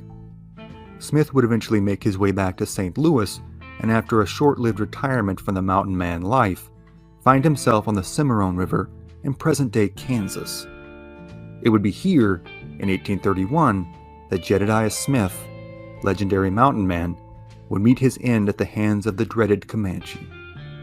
But that, like the plethora of other harrowing stories from Jed Smith's short but remarkable 32-year life, is another story for another time. May 27th, 1831. Present-day southern Kansas. A group of New Mexico-based merchants are gathered in a tight cluster, making their way southwest down the Cimarron River. They are nervous, with an unspoken tension pervading the air that surrounds their small party. They have stopped to take a respite from the late spring heat, having just completed the trading they had come so far to engage in. But here, in the open expanses of the prairie, business was not always just business. Things here on the southern plains could, and often did, devolve quickly into overt, horrific violence. It was not wholly uncommon for an enterprising, overly optimistic merchant to venture out into these lands with hopes of brokering highly profitable trades and solidifying lucrative relationships with the rulers of this harsh, unremitting territory, the Comanche. Many of these hopeful capitalists were simply never seen again. Some returned wealthy men, some returned traumatized survivors of Comanche wrath. These merchants, though, had managed to broker mutually beneficial relationships with the Comanche that had lasted for decades by this point in the early 19th century. They had occupied the territories of what is now the state of New Mexico and was then known as New Spain for generations, nearly as long as the Comanche. In the preceding century and a half, the Comanche had unleashed a torrent of violence across what are now the states of Kansas, Colorado, Oklahoma, Texas, and New Mexico. Their motivations were in part retribution, payback for their cruel treatment at the hands of neighboring tribes like the Cheyenne and Blackfoot, and in part ambition. They, like the Spanish to the south, were intent on capturing as much of the wide-open expanses of the American frontier as possible. But for all their reputation as war fighters and empire builders, they were also incredibly adept traders. Of course, the threat of mortal violence is a powerful bargaining chip, but the Comanche prided themselves on being knowledgeable and formidable negotiators in bartering for the goods they desired. These New Mexico merchants had largely avoided the violence of Comanche expansion by providing them with a reliable, sustainable source of trade for the goods they valued but could not produce themselves. The Comanche possessed the largest collective swath of North American territory of any tribe on the continent. They were rich in land, buffalo meat, buffalo hides, and horses. But they had no tradition in pottery, nor weaving, nor any access to metals such as copper and iron that they highly prized. The iron was highly prized for use as arrow and spearheads, while the copper was often beaten into discs and worn as jewelry on necklaces, bracelets, or woven into the long braids of thick hair the Comanche prided themselves on. Many of the paints that they could procure from traders were of more vibrant hues and resilient finishes than the ones they made themselves from natural dyes and animal fats.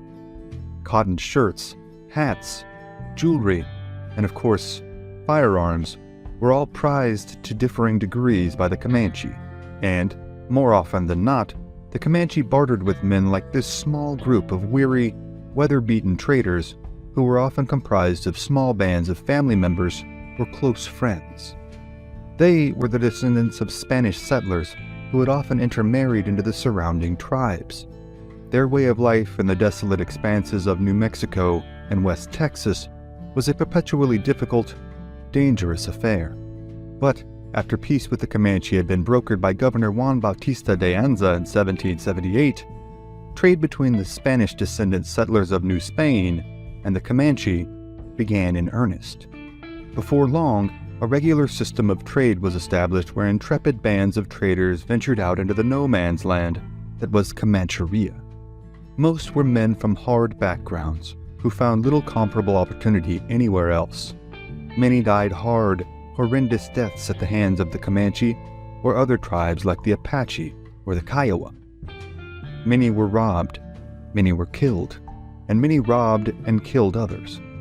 They developed their own fringe society away from the norms of New Spain or the burgeoning power of the United States.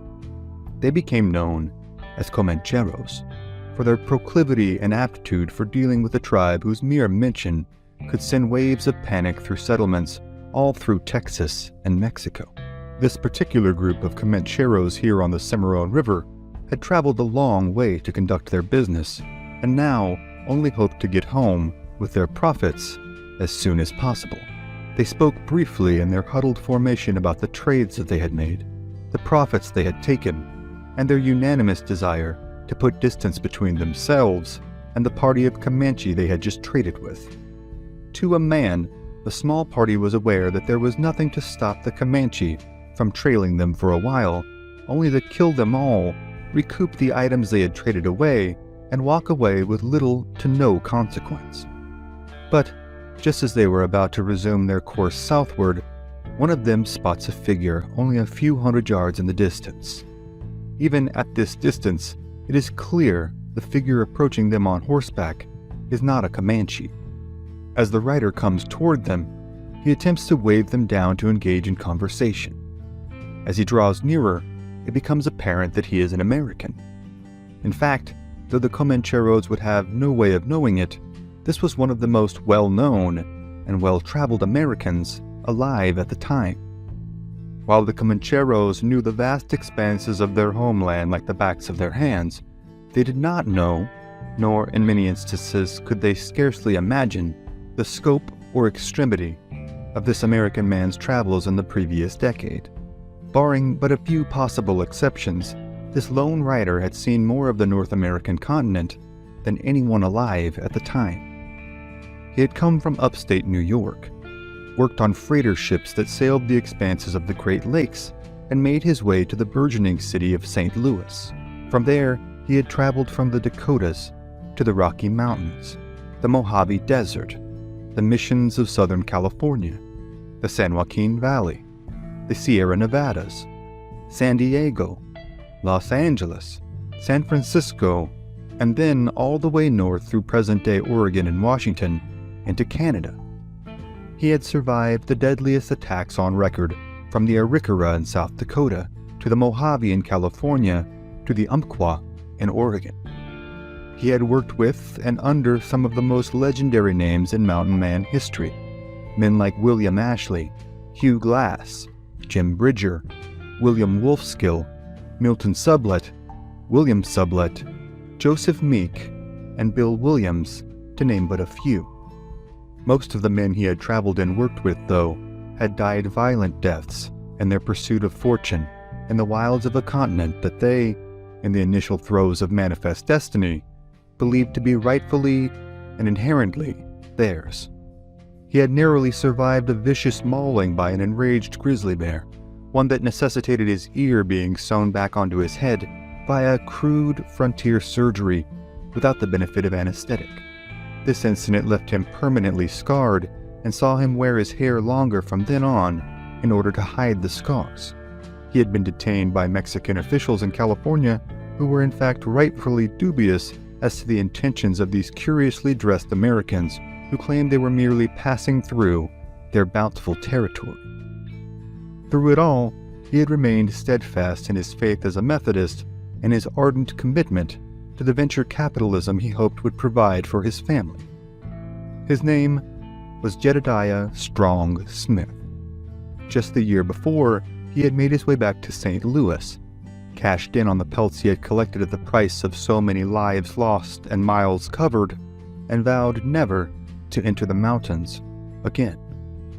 He purchased a sizable home on what is now Broadway Street in St. Louis and sent a banknote for $1,500 back to Ohio in order to purchase land neighboring one of his brother's farms. 3 of his younger brothers had come to live with him in St. Louis, where he hoped to be able to provide them with better economic opportunity than he had found upon his initial forays from home at their age. He repeatedly swore in numerous correspondence to family and friends that his days in the mountains were done. His mother had recently passed away, and the incessant internal tumult that had hounded him since he left home, another sentiment that often litters the journal entries and letters of Jedediah Smith, incessantly harped at his conscience that he should travel to his family's new homestead in Ohio to care for his aging father. But in the time since returning to St. Louis in 1829 and the spring of 1831, the incessant wanderlust that had driven him to such distances began to drown out the guilt that he felt for his extended departure from his home and family. He had written to the Secretary of War, John Eaton, requesting to be made part of a proposed military expedition into the Rocky Mountains. To be sure, there would be few men in the world more qualified to lead the expedition than Jedediah Smith, but Smith never received a response from Eaton, and the expedition never materialized. Smith then began to look towards the prospect of publishing his memoirs, along with the numerous maps he had compiled during his travels. Even throughout the most dire of times in his travels, Smith had, with at least some measure of consistency, recorded his thoughts in a series of journals. In addition, he was a skilled cartographer whose maps were accurate and reliable. He hoped to illuminate the entirety of the eastern seaboard and perhaps even Europe with tales of his exploits complete with the maps that he had drawn. To do this, though, he felt he needed to add at least one trip to his already expansive list of expeditions. The town of Santa Fe, in what is now the state of New Mexico, had been growing in population and reputation as a trading post and way stop on the trip to California. And so, after not hearing back from Secretary of War Eaton, Smith decided to sign on with an expedition to Santa Fe with William Sublett and David Jackson. The 3 men would lead a wagon train carrying roughly $20,000 in goods to Santa Fe. Smith also enlisted Samuel Parkman to assist in arranging his writings and maps into a publishable manuscript, as well as to polish his Spanish skills so that he might decipher some of the Spanish terms recorded in Smith's diaries with more accuracy. The trail from St. Louis to Santa Fe was well traveled, and even in 1831 was considered well established and comparatively safe. Few lives were lost annually to either privation or attacks from natives. In comparison to the trips Smith had been making for the past decade, this endeavor would have seemed to be a relatively easy affair, despite the distance being over 1,000 miles. The wagon train, complete with 83 men, left for Santa Fe in the spring of 1831, in high spirits with aspirations of completing a timely, profitable trip. They headed southwest, and initially, all had gone well. Then, trouble began to befall the party. First, on May 19th, a company clerk who had long worked for Sublett and Jackson, a man recorded only as Mentor, was murdered by Pawnee warriors when he wandered off from the main party near the Pawnee River, a tributary of the Arkansas River. Then, the water began to run out. By May 27th, the party was completely out of water for both men and livestock. All the established water sources on the trail had thus far proven dried up. On that morning, Much the same as they had for the previous few mornings, Smith and his cohorts would pair up and fan out in different directions from their camp in an attempt to find any viable water sources. Smith and his partner, a man named Fitzpatrick, headed south on that morning, hoping to find a spring on the north side of the Cimarron River. The Cimarron itself flows through several mineral deposits, rendering the water not potable as it is too salty. However, several springs lie nearby the river which do produce drinkable water. Smith and Fitzpatrick thought perhaps they were getting close that morning when they had happened upon a depression in the flat landscape that harbored damp ground at its lowest point. Smith directed Fitzpatrick to stay there and attempt to dig for water in the depression, while he rode ahead to see if there were any springs nearby. While Fitzpatrick began digging, Smith headed off further south. Within a few miles, he was out of sight of Fitzpatrick. Within a few more, he came into sight of this band of Comancheros. The Comancheros are alarmed. The legendary mountain man lopes his horse towards them, speaking to them in broken Spanish, asking where water might be found. To the Comancheros, he presents a clear and present danger not only to himself, but to them as well. The Comancheros offer him no water, and only point him towards a spring a few miles away. The Comancheros offer him no water, and only point him towards a spring a few miles away. They also inform him in concise, broken English that the Comanche were nearby and that he would not be able to avoid them no matter his next move. Furthermore, he is informed that he must make the next move immediately, as he presented a liability to the Comancheros' party. Should the Comanche find him in their company, they might suppose him to be a spy and kill them all. This was not a risk the Comancheros were willing to take for the lonesome and now doubtless fear-stricken American. He was on his own. Seeing no better course of action, Jedediah Smith continues on in the direction of the spring the Comancheros had informed him of. He departs from the Comancheros, resolutely making his way forward and mustering all the courage and wherewithal he might bring to bear. He and his party would surely die without the water, and while he knew there was a very real possibility that the Comanche would usher him into an even more immediate end, Smith saw little other course of action. As the Comancheros watched from a distance, he makes his way further south, to what is now known as Wagon Bed Spring in southwestern Kansas.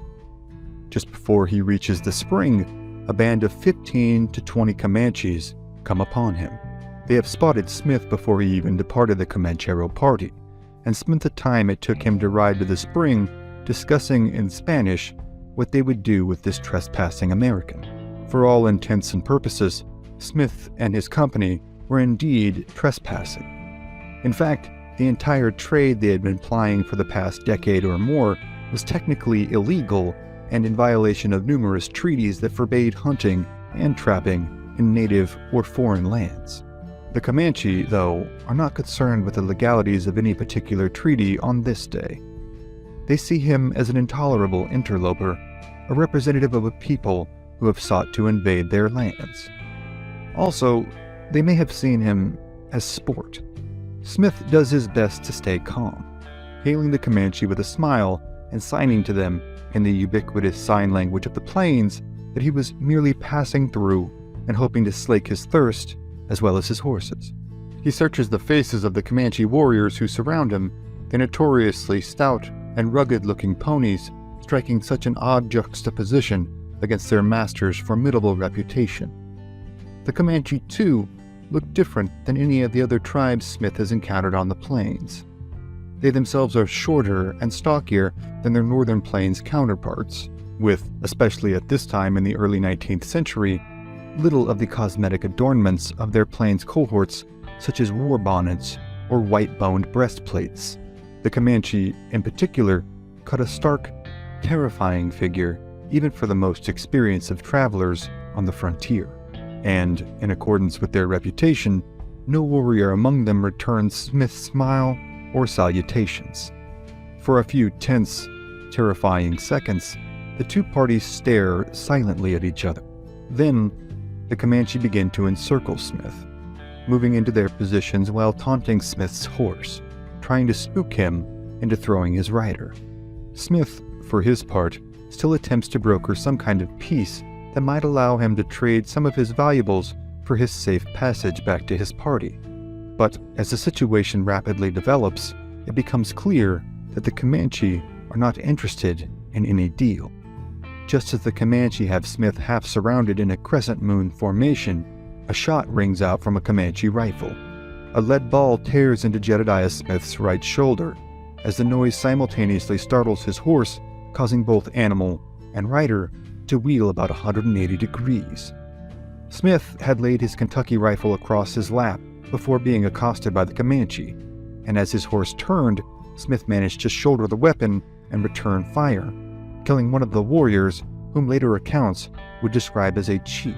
As the Comanche warrior's body slumps from his mount and thuds to the hard Kansas dirt, Jedediah Smith reaches for one of the two single-shot pistols he keeps tucked in his belt. In the seconds it takes to accomplish this, the remaining Comanche warriors, now fully enraged at the killing of one of their own, pounce upon Smith, knocking him off of his horse. As soon as he hits the ground, it is all but certain Jedediah Smith knows he is going to die. The Comanche have spent so much effort attaining their empire in the southern plains, largely because of the immense buffalo herds that reliably roamed its expanses.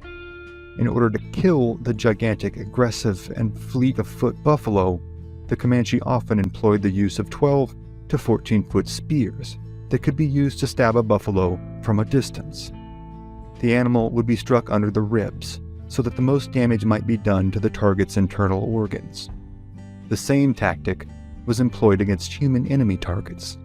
From atop their stout ponies, the remaining Comanche drove their lances into the torso of America's most legendary, accomplished mountain men. The attack is incredibly swift and unspeakably violent, as the Comanche mock and club the dying man. The only mercy for the unfortunate Smith is that it is all over in a matter of seconds.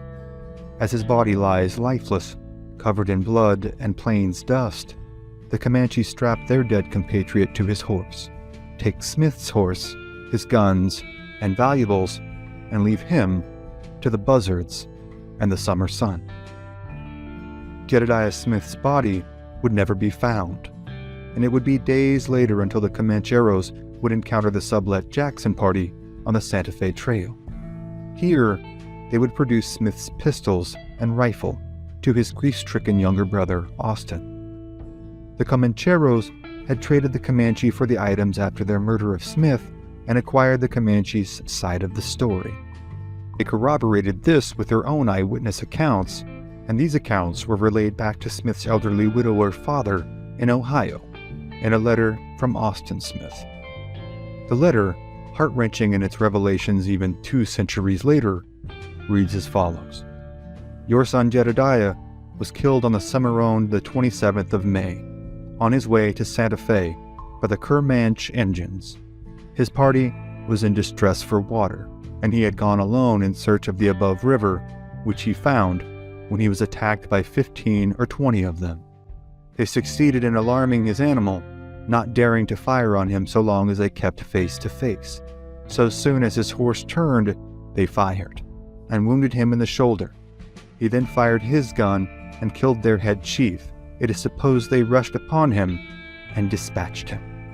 An obituary would be published for him that fall in the Illinois Intelligencer, but no mention of his death was made in his adopted hometown of St. Louis's local publication. His memoirs and maps would not only not be published, but his legacy and legend would be largely forgotten by the public for the better part of a century and a half. Jedediah Smith never married, nor had any children. In his brief 32 years, he had managed to incessantly, seemingly impulsively, pursue his intentions of wealth and security to ends that had thus far been unheard of in American history. To add even more to the decidedly unserendipitous nature of Smith's final expedition, the remainder of the party on the Santa Fe Trail, including Sublet, Jackson, and Smith's younger brother Austin, were all able to find water and eventually make their way safely to Santa Fe. From here, Austin Smith would pursue his own successful career in mercantilism, and Sublette and Jackson would continue on to California in order to return with a large remuda of horses and mules to trade and sell in Santa Fe and Missouri. In the entirety of the year of 1831, the only lives lost on the Santa Fe Trail would be those of the unfortunate Minter at the hands of the Pawnee, and Smith at the hands of the Comanche. Life in the Old West was always hard, and often cheap. The violence and hardships that befell people of all races, religions, and backgrounds could be startlingly indiscriminate and stunningly swift. And so it was that one of the most expansive, interesting lives in American history was snuffed out. Despite all his exploits, he found himself but a stranger in a strange land, in the wrong place, at the wrong time. But the annals of Old West history are replete with far more stories of Smith, his fellow mountain men, as well as the countless natives and settlers they interacted with. Tales of lives lost, fortunes gained, and miles traveled are more numerous than the stars in the open western sky. But for tonight, those are other stories for other times. Northern California, June 25, 1846. In the burgeoning heat of the summer morning, the small village of Sonoma stirs with children at play, animals stirring, and citizens conducting business and carrying out chores. For weeks now, the small hamlet situated just north of San Francisco has been caught up in a groundswell of political upheaval that has been fostering amongst the American immigrants to this territory, still owned by Mexico. Roughly 2 weeks earlier, 2 Americans named Fowler and Cowie had ventured to Bodega Bay from Sonoma in hopes of procuring arms and ammunition. They had been caught en route by Mexican guerrilla forces and, after being tied to a pair of oak trees and tortured, had been hanged. On June 14, 1846, the town had been taken over by men claiming it in the name of the Bear Flag Republic. Roughly 30 men, under the leadership of 40-year-old former mountain man Ezekiel "Stuttering" Zeke Merritt, had taken over Sonoma to essentially no resistance. The founder and mayor of the town, General Mariano Vallejo, is placed under arrest, and a white flag with a makeshift bear on it is raised over the town. The news of this action reaches California Governor Pio Pico, who orders Captain Joaquin de la Torre to take a contingent of soldiers under his command and quash this troublesome rebellion. But, much to his dismay, de la Torre has been repeatedly repulsed by the Americans, who are now calling themselves Osos, or Bears. The news of this action also soon reaches the ears of one Captain John C. Fremont. Though ostensibly on an exploratory mission at the behest of the United States government, Fremont has long fostered hopes that the Americans living in Mexico's Alta, California, would rebel against their overseers and annex California in the name of the United States. Now, the ambitious army officer who has advanced to the odd but prestigious position of military officer in charge of a scientific expedition is heartened to hear that his hopes have become a reality. Fremont and his party have spent the previous few years carrying out a variety of exploratory missions that have seen them cover vast expanses of the American West, and California in particular. They have survived all manner of privation, hardship, and travail. Just weeks prior, 3 members of their party had been killed by native warriors believed to be Modocs on the shores of what is today Oregon's Klamath Lake.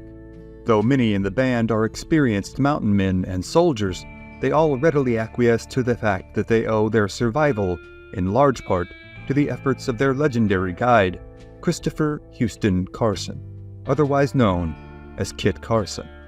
Though only 36 years old, Kit Carson is already a legendary figure on the American frontier.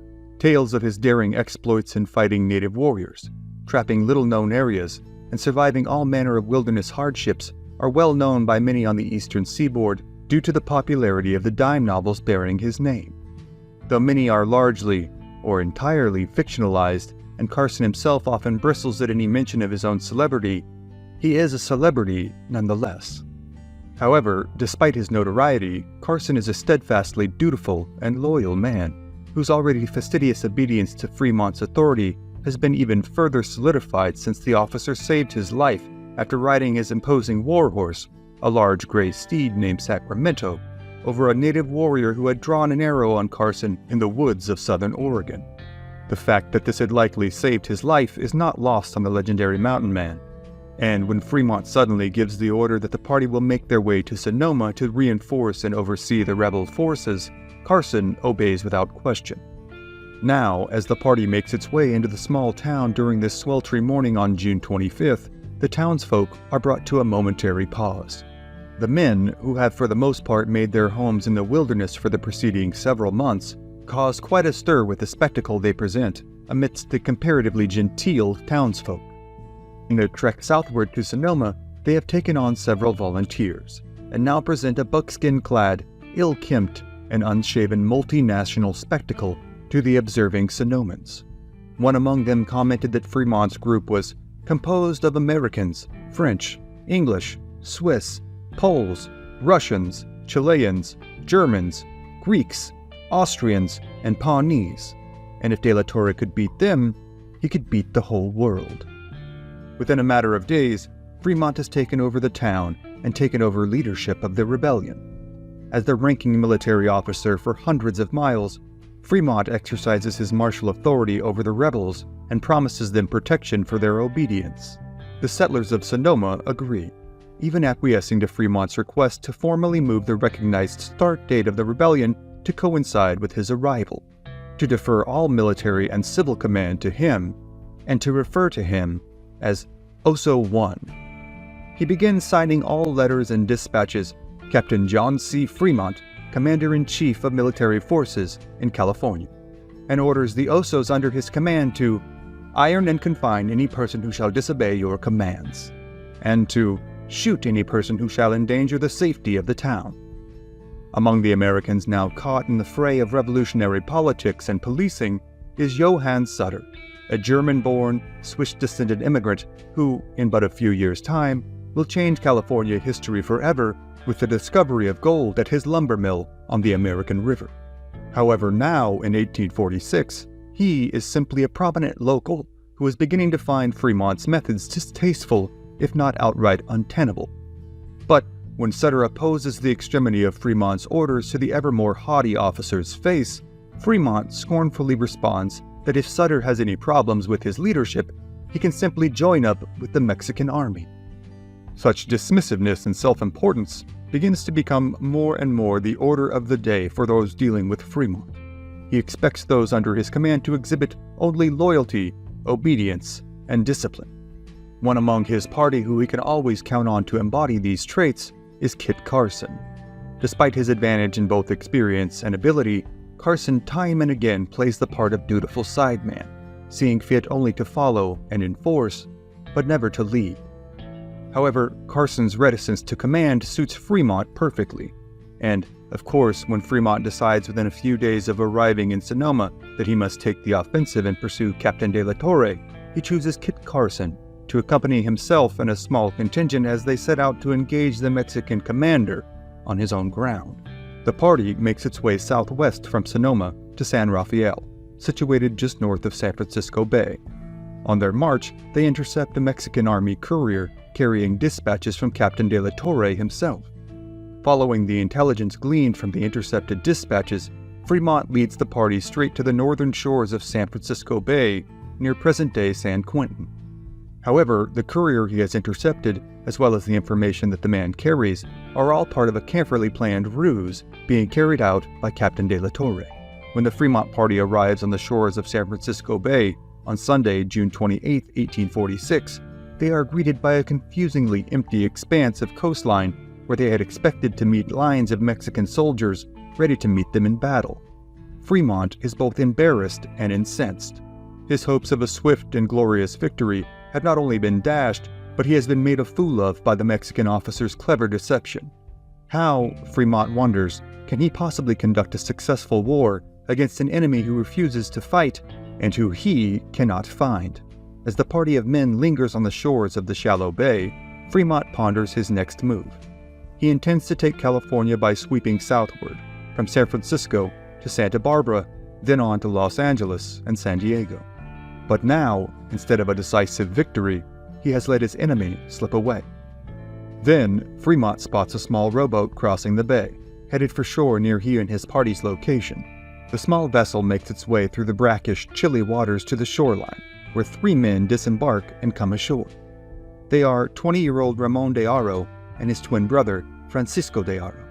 They are sons of Don Francisco de Haro, former alcalde of San Francisco during the years of 1834, as well as 1838 through 1839. They are accompanied by their uncle, José de los Reyes Berryessa. Though the 3 are clearly civilians and not party to the actions of the Mexican military, Fremont orders Carson to detain them and search them for documents. Carson barks at the confused and increasingly fearful men to hand over any correspondence that they have on their person. All 3 insist that they have none, and are simply on a personal errand to meet friends and family in Sonoma. Carson, still unsure whether the men are telling the truth, calls out to Fremont, who is impatiently seated on his horse roughly 50 yards away. "Should I take these men prisoners?" he asks Fremont. "I have no use for prisoners," responds Fremont. Carson momentarily confers with other members of the party. What had Fremont meant, they wonder? Again, Fremont barks at Carson. "Mr. Carson, your duty." This final admonishment hangs in the air for a pregnant moment as the gravity of Fremont's command settles on Carson and his cohorts. The matter, it seems, has already been decided. Without an instant more of hesitation, Carson whirls, pistol in hand, towards the 3 confused and frightened men. Suddenly, the cacophony of gunfire roars out along the narrow strip of coastline. At almost the same instant, 20-year-old Ramon de Haro falls to the ground, mortally wounded. Before he is able to fully comprehend what is happening, Francisco de Haro falls, mortally wounded, as a second shot rings out from Carson's pistol. Now, as his 2 nephews lie on the beach rapidly expiring, the elderly Berryessa cries out in confusion and grief. His bereaved cries pierce the air until he, too, is cut down by a final shot from Carson's pistol. Moments later, all 3 men, who had only minutes before been paddling across the waters of the bay, all lie still in death. Fremont is, for the time being, satisfied, and Carson, for his part, seems altogether unbothered by the gruesome event. The entire affair, however brief, presents a confounding picture to both contemporary observers and to those viewing the events through the lens of posterity. While it might seem clear to most that Fremont's vainglorious nature provided the catalyst for the murders of 3 innocent citizens, Carson's lack of hesitation or consternation has been a cause for much confusion. While many might attribute his actions to racial motives, Carson was himself married to a Mexican citizen named Josefa Jaramillo, whom he was fiercely devoted to, and had even converted to Catholicism in order to marry. The couple had several children who were not only of mixed blood, but mixed culture, being raised in the inexorable cultural milieu of Santa Fe, the couple's lifelong home. Carson also had been married previously to 2 different Native American women, one of whom had borne him children. Suffice to say, racial prejudices were likely not the driving force in Carson's cold-blooded executions of the de Haro twins and the elderly Berryessa. Nor was Carson party to the fits of jingoistic fervor that so often enraptured his cohorts and countrymen. Though certainly a proud American citizen and at least a tacit adherent to the doctrine of manifest destiny, Carson did not possess an overt passion for the expansion of his country at any and all costs. To Carson, the West was a real place, alive with cultures, conflicts, commodities, and compromise, not an abstract notion that could be conquered in the name of politicians and policymakers. However, with all that said, Carson was a man with an unwavering allegiance to authority. He was largely illiterate, and had not been privy to the higher education and high society that many of his superiors had been. Carson, despite his record and reputation, felt a seemingly unshakable sense of inferiority when interacting with those imbued with governmental or societal authority. Such was the case concerning his relationship with John C. Fremont. Fremont's pedigree, connections, and title carried such significant weight in Carson's mind that even questioning the officer's intentions seems to have been an essentially unthinkable affront to duty and honor. Further cementing Carson's steadfast loyalty were the events of just a few weeks prior, when Fremont had saved Carson's life on the shores of Klamath Lake. He felt, rightfully so in this case, that he owed his life to Fremont. Fremont, meanwhile, though holding Carson's skill in high regard, seems to have been more than willing to sacrifice the lives of 3 innocent men on the altar of revolution, and to have used Carson as a means of keeping his hands free from the stain of actual blood. Though he had spent many years building his reputation and legacy via treacherous backwoods expeditions as well as dining room diplomacy, Fremont sees the revolution at hand against the Mexican government to be his big chance at lasting fame and fortune. He believes that without his explicit direction and assistance, the Bear Flaggers are doomed to fail against the mighty Mexican army. He also believes that this revolutionary fervor for independence can be tempered to perfectly suit the desires of the American government in fulfilling the edicts of manifest destiny. Finally, he believes that with the killing of Fowler and Cowie, the 2 Sonoman citizens who had been cruelly tortured and killed by Mexican guerrillas, any and all violent retribution employed against any military-aged male, with even suspected allegiance to the Mexican government, are justifiable actions completely in keeping with military norms. Whatever the why behind either man's actions, though, there is still the matter of the what exactly the men should do next. Captain de la Torre has managed to slip away, and while he is temporarily disadvantaged, he is rapidly heading south to notify his superiors in San Francisco that the Americans in and around Sonoma have now risen up and officially spilled blood in the name of their revolution. Word will soon spread south, to Los Angeles, San Diego, and before long, to Mexico City. The response from the Mexican government, Fremont expects, will be swift and merciless, and will soon overrun the Bear Flag rebels. Should Fremont command his party to return to Sonoma, they will be left to wait to receive a series of sizable, relentless attacks from an opposing force with massive advantages in both numbers and firepower. Fremont finds this option unsuitable, for both tactical and political reasons. Should the moment at hand not be seized, the fight for California could prove to be a much longer affair than either himself or the nation have anticipated. Thus, Fremont decides to carry on with the initial plan of attack, heading southward down the California coast. 2 weeks after the killing of the Diaro brothers in Berryessa, Fremont leads his party to Monterey. Here, he will link up with the American naval vessels that dock in the bay, and, after another inconsequential engagement with the Mexican army, continue the march southwards towards Los Angeles. It is at Los Angeles that Fremont will task Carson with his most ambitious endeavor to date. Carson is charged with taking a small party of men and making the transcontinental trek from Southern California to Washington, D.C., with the intention of delivering correspondence from Fremont directly to President James K. Polk. Carson is, for his part, enthralled with the task. He sees this as his long-awaited opportunity to finally rub elbows with the cultural and political elites whose decisions and litigations had for so long shaped his life from afar.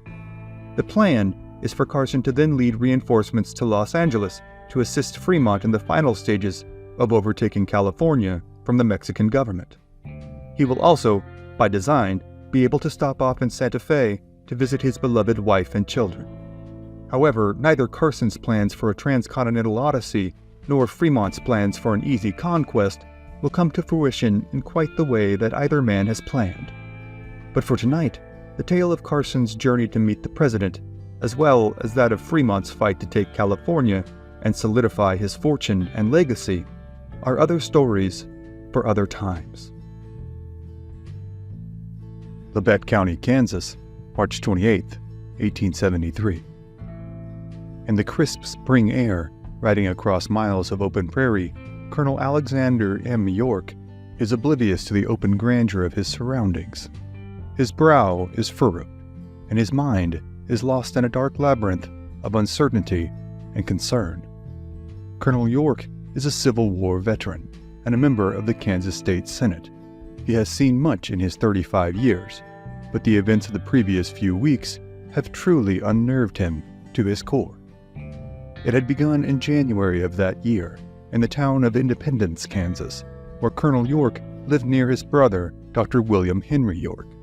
The doctor, normally a composed and thoughtful man, had become increasingly concerned and agitated as the month dragged on. His close friend, neighbor, and former patient, a man named George Newton Longcore, as well as George's 2-year-old daughter, Mary Ann, had left the town of Independence to resettle in Iowa. Longcore had informed his family and friends of his travel plans and estimated time of arrival in Iowa, at which time he would send a letter informing them of his new location. But after several weeks, no word had arrived. Finally, in the early spring, Dr. York had gone out on his own in search of the now clearly missing father and daughter. Kansas in 1873 is still a dangerous place. With the war against the native tribes still ongoing, the threat of attack from tribes like the Comanche, Kiowa, Arapaho, Cheyenne, or Osage are still considered very real possibilities, though less and less likely as the years go by. The more palpable threat, many living in the area believe, comes from the bandits and thieves who propagate the open country between towns and farmsteads, preying on travelers and passers-by. The past 2 years in particular had seen a slew of unsolved killings and disappearances. In May of 1871, the body of a man identified only by the surname of Jones was found on Drum Creek, his head bludgeoned into disfigurement and his throat cut. In February of 1872, 2 more bodies were discovered, victims of the same wounds. Dr. York was well aware of the dangers, but found them preferable to the anguish that plagued him in not knowing the fate of his friend and the toddler Mary Ann, whom he had cared for as an infant and doted over for countless hours. He had made his way from town to town, inquiring as to whether or not any of the locals had seen Longcore and his daughter. After a long and fruitless search, the doctor had been making his way back home to Independence, Kansas. But he has not been seen since. Now, his brother, Colonel York, has just left Fort Scott, Kansas, in a desperate attempt to locate him. He has traced every inch of his medically inclined brother's trail, but has come up with nothing more than vague recollections and rumors from the locals. Within a few hours of riding, Colonel York reaches what is known as the Osage Township. The township amounts to little more than a few buildings and a general store, but upon inquiry, the colonel is informed that his brother had indeed been seen a few weeks earlier. He had purchased some cigars, the shopkeeper informs him, and had inquired as to where he might find a place to rest for the night. The shopkeeper had informed him of a place a few miles down the road, known as Wayside Inn. The doctor thanked the man for his help and rode off in the direction of the inn. Now, having garnered his new bit of intel, his brother follows the same road, headed for the Wayside Inn. However, when the colonel arrives at the Wayside Inn, he is nearly instantly unsettled by what he finds. The proprietors, a family known as the Benders, are an odd lot, even at first glance. There are 4 of them, all believed to be Dutch or German immigrants due to their heavy accents. They are all engaged in various activities about the homestead when Colonel York arrives. Busy with the daily chores of feeding animals and cleaning stalls is the patriarch, a wiry man in his mid-60s known as John Bender or Pa Bender. He is a visibly gruff character who pays his visitor little more attention than a cursory wave and a contemptuous glare. Assisting him is his son, John Jr., a plain-looking young man in his late 20s or early 30s. John Jr. offers little more hospitality than his father. He is known amongst the locals for bursting out in laughing fits during inappropriate moments and for being socially off-putting in general. As he steps inside the ramshackle building, Colonel York sees a dark and dingy room divided in 2 by a large bedsheet hung in the middle of the room. Nearest the sheet is the dining table. Opposite the table is a small store stocked with barrels of apples, sacks of flour and cornmeal, coffee, and tobacco. Most of the inventory lies covered in a thin veneer of dust. Seated at the table, bearing the same demeanor and expression as her son and husband, is the taut-faced and mean-eyed Elvira, or Ma Bender. She merely waves York towards her daughter, who is in charge of checking in new guests. Her name is Kate Bender, and she alone amongst her family is well known and liked amongst the local residents.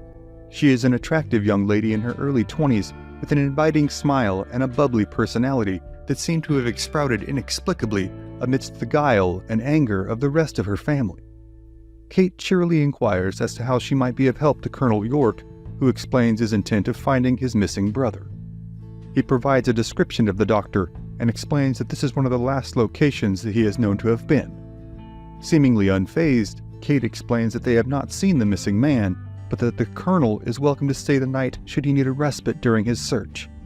Colonel York replies that he would be much obliged for the night's shelter and a hot meal. At dinner time, as the rest of the clan stares dourfully at their plates, Kate engages the colonel in further conversation, inquiring as to his brother's other stops during his journey. She remarks that herself and her family, too, have been much concerned with all of the unexplained disappearances as of late, and proffers the theory that perhaps the local Osage tribe is to blame, as they have had a sizable score to settle with any whites in the territory.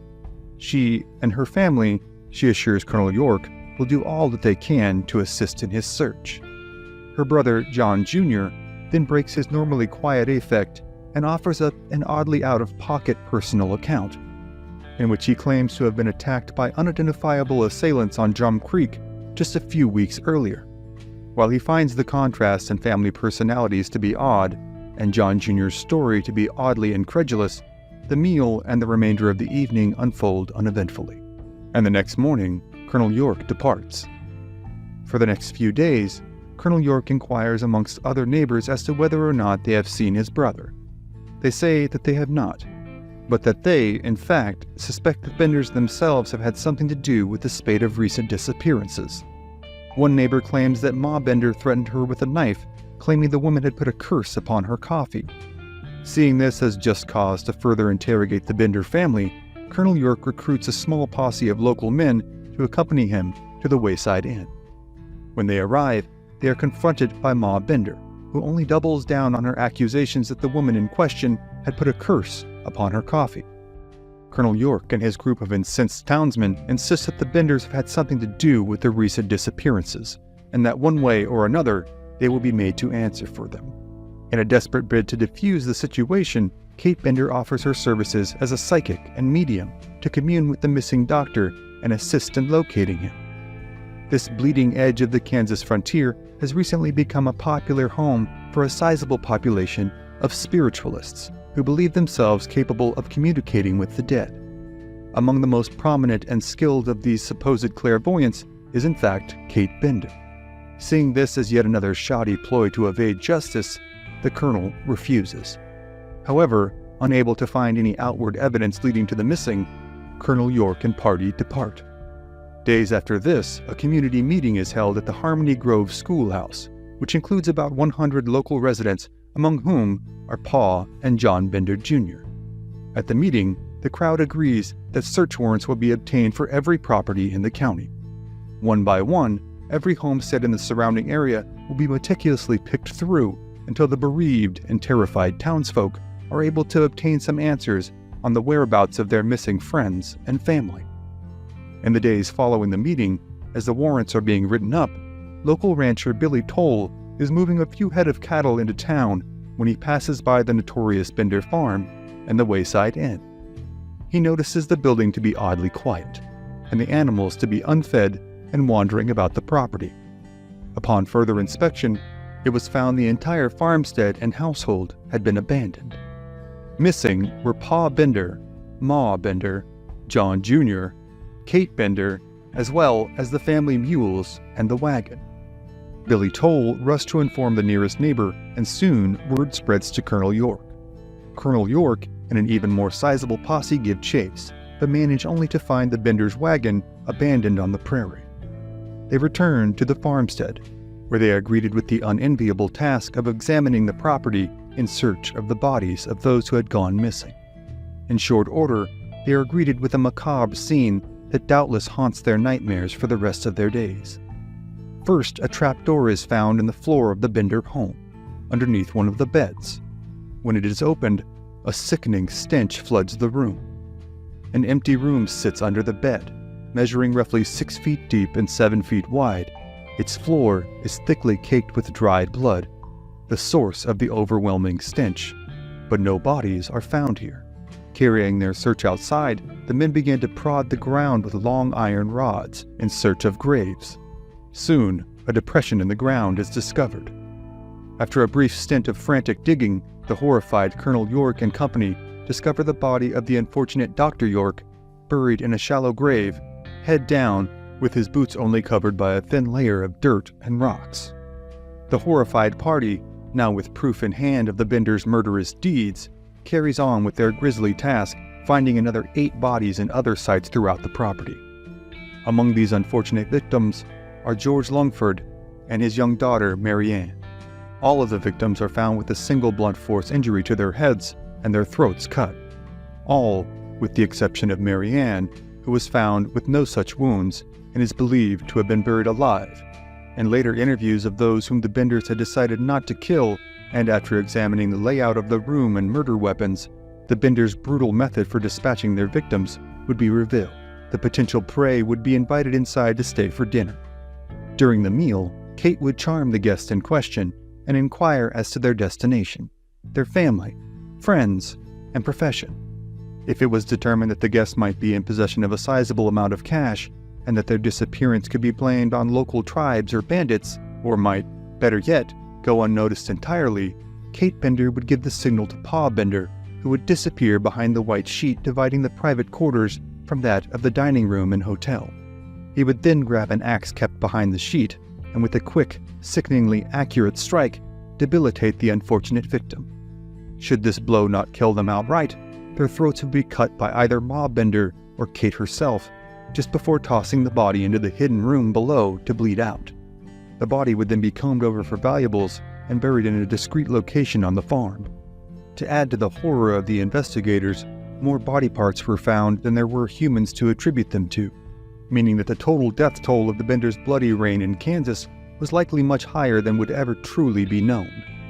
While Colonel York will go on to serve in the Kansas Senate for years, living well into the 20th century, and the residents of Osage Township who assisted in unearthing the victims on the Bender farmstead eventually returned to their lives, the ultimate fate of the Bender family remains unknown. Some apocryphal tales find Pa Bender arrested many years later in Montana for murder, but in his efforts to escape, he amputates his own foot and subsequently perishes from loss of blood.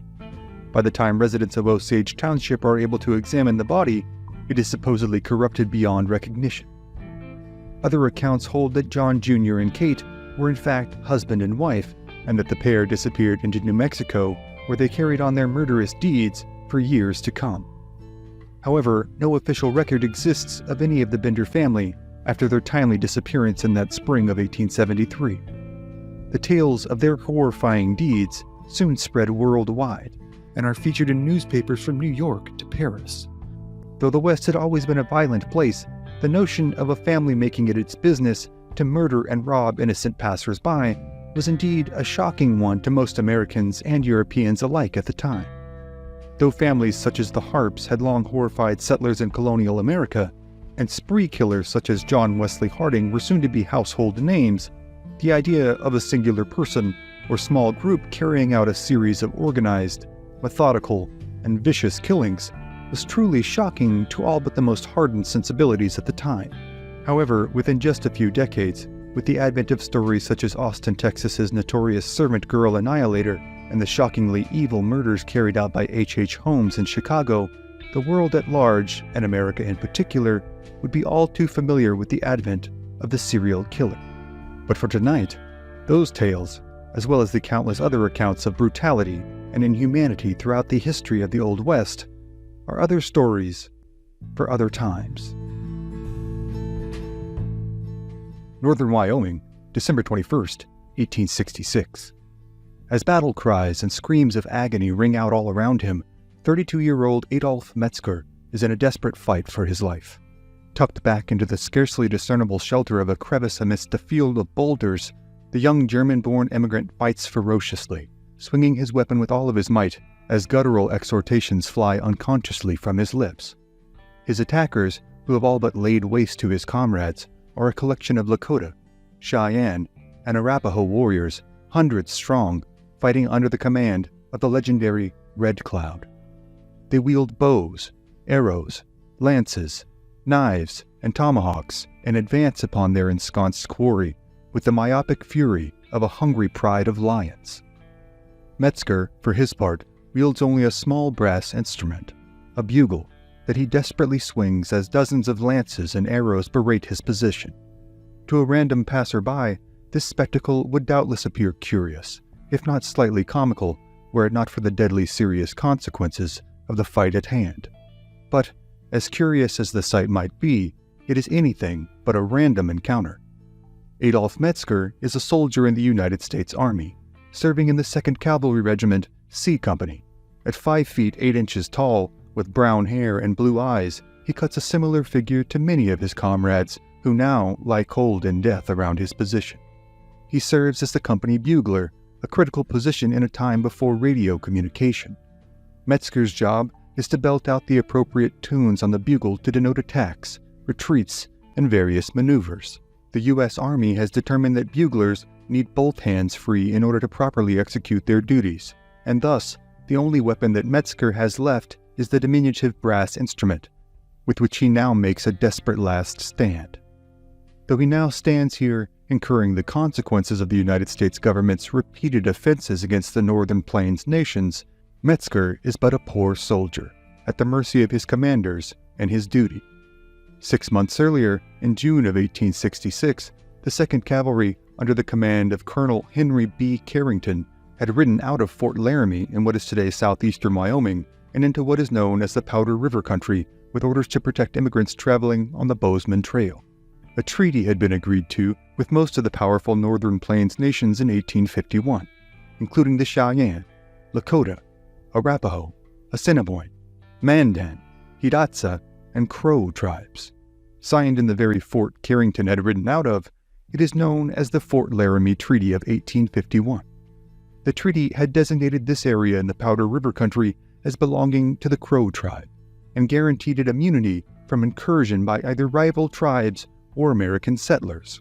However, a decade and a half of dwindling buffalo herds and increasing encroachment from westbound immigrants has driven the Sioux, Cheyenne, and Arapaho into more and more desperate straits. Fed up with the lack of trustworthiness exhibited by the United States government, the mighty Red Cloud has gathered a formidable army of highly motivated warriors intent not only on forestalling westward expansion, but on eliminating every soldier, settler, and rival tribe from their territory for good.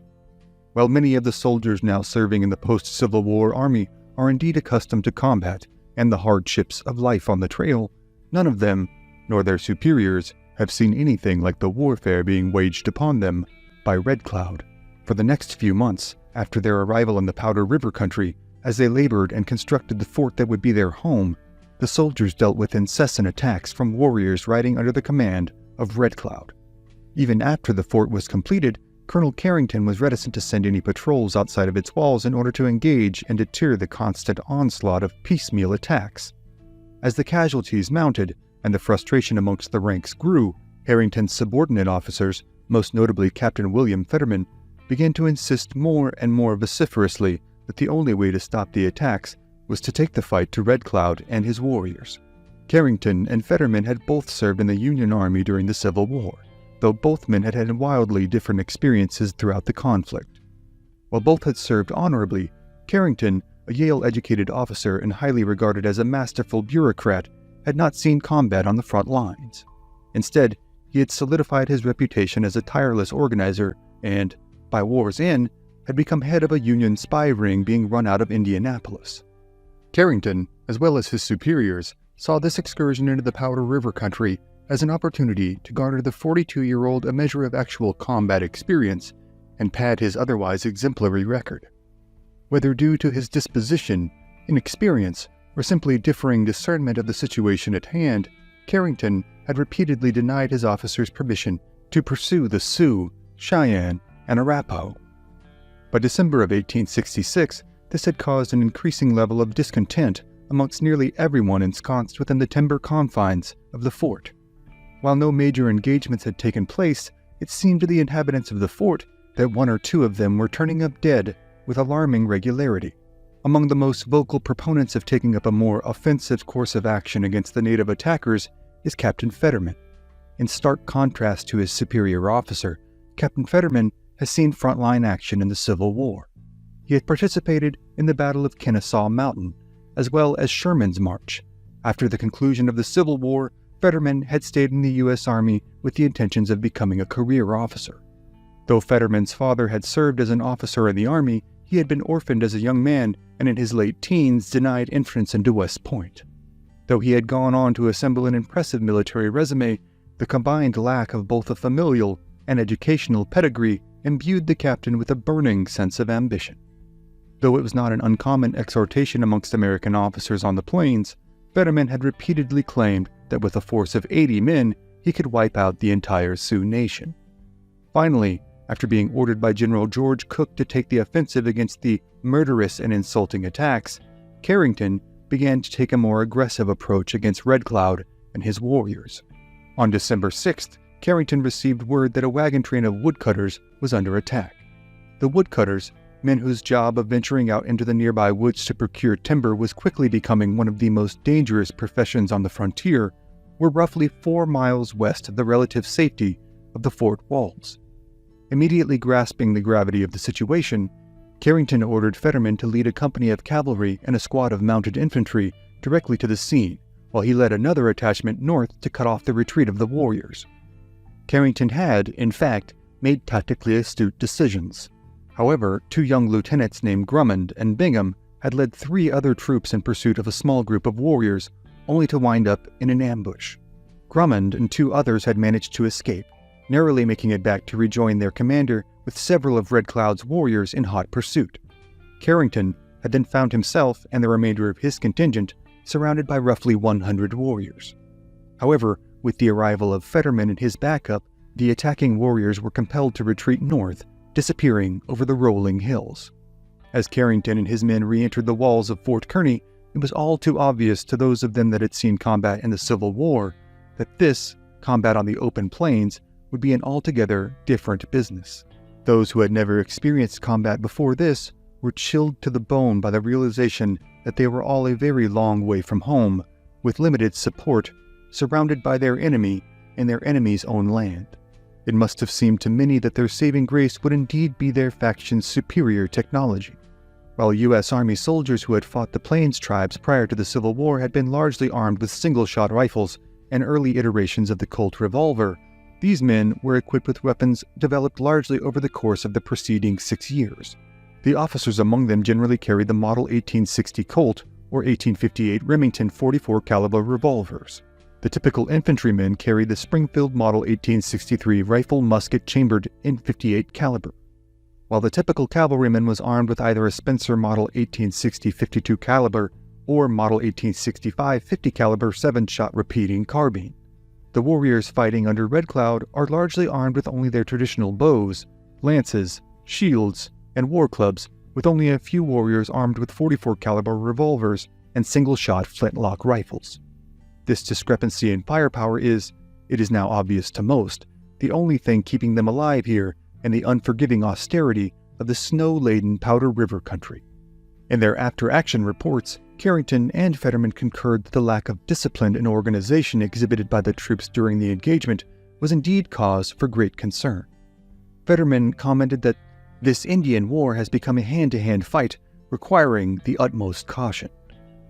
The one man in the fort with significant experience in fighting the tribes of the northern plains was the 62-year-old legendary mountain man, trapper, scout, explorer, and frontiersman Jim Bridger, who served as a lead scout for Carrington. Bridger, who for weeks had observed the increasing difficulties of the young soldiers in dealing with the attacks from the native warriors, remarked to the general that, "Your soldiers don't know anything about fighting Indians." Carrington had immediately redoubled the training of his troops, drilling them incessantly and making abundantly clear to the officers, time and again, that caution must be exercised in all engagements, attacks must be limited, and all maneuvers made in the interest of minimizing their men's exposure to danger. The number of guards on duty was doubled, and all of the 50 remaining horses of the fort were to remain saddled from dawn to dark in case of an immediate need. On December 19th, the drilling and precautions seemed to have paid off when General Carrington had ordered a captain named Powell to assist a group of woodcutters under attack. Following his orders with scrupulous detail, Powell had indeed managed to force the attacking warriors into retreat. He had not allowed any pursuit of the warriors and had returned safely with the woodcutting detail in tow. The following day, Carrington had refused the request of Captain Fetterman and Captain Brown, another veteran officer, to take a contingent of well-armed civilian employees of the fort on a raid to disperse or capture a Lakota village situated roughly 50 miles away on the Tongue River. This almost certainly saved the lives of all the proposed participants, as the village was much larger and much more ready to make war than the captains realized. However, the cavalrymen's respite from the cold of death would be tragically all too brief. It would be only a day later, on December 21st at about 10 a.m., when General Carrington was alerted of a band of warriors yet again harassing a party of woodcutters. The morning had been clear and cold, and while another attack had been expected, most had hoped their advancing from the fort might come in the comparatively warmer hours of the afternoon. By all accounts of those present, Carrington gave Captain Fetterman clear orders not to pursue the warriors over Lodge Trail Ridge that lay to the north of the fort. He was only to proceed northwest, reinforce the security detail accompanying the woodcutting party, and return. Under no circumstances, Carrington ordered, are you to pursue over the ridge to the north. Captain Fetterman departed the fort not long after 10 a.m. Captain Brown, soon to receive orders to leave the fort and loath to pass up one last opportunity at avenging his fallen countrymen, volunteered to go as well. Issuing the call to advance outside the gates had been Adolph Metzger, whose steady intonations hid a growing unease rapidly taking hold of his nerves. Marching forward under the directives of Metzger's bugle is the largest relief force yet sent out by Carrington, including a detachment of infantrymen on foot. Leading a small detachment of cavalry assigned to support these men on their way to the battlefield is Lieutenant George Drummond, who only days earlier had narrowly escaped death by impetuously pursuing a party of warriors into the ambush that had killed Lieutenant Bingham and another soldier. As the gates to the fort closed, Carrington retreated to his quarters, by all accounts relatively confident in Fetterman's fidelity to his orders, but concerned about the discipline of Lieutenant Bingham, considering his actions on the previous few days. However, with limited men and limited time, he still felt that Bingham was more of an asset than a liability. However, within the hour, before 11 a.m., Carrington would be alerted that Fetterman had, despite his explicit orders, pursued the party of attacking warriors to the north. Within the confines of the fort, the situation is maddeningly inexplicable to the general. Later accounts of the battle from Sioux, Cheyenne, and Arapaho sources shed light on what might have provoked an attack that should have been explicitly prohibited under direct order.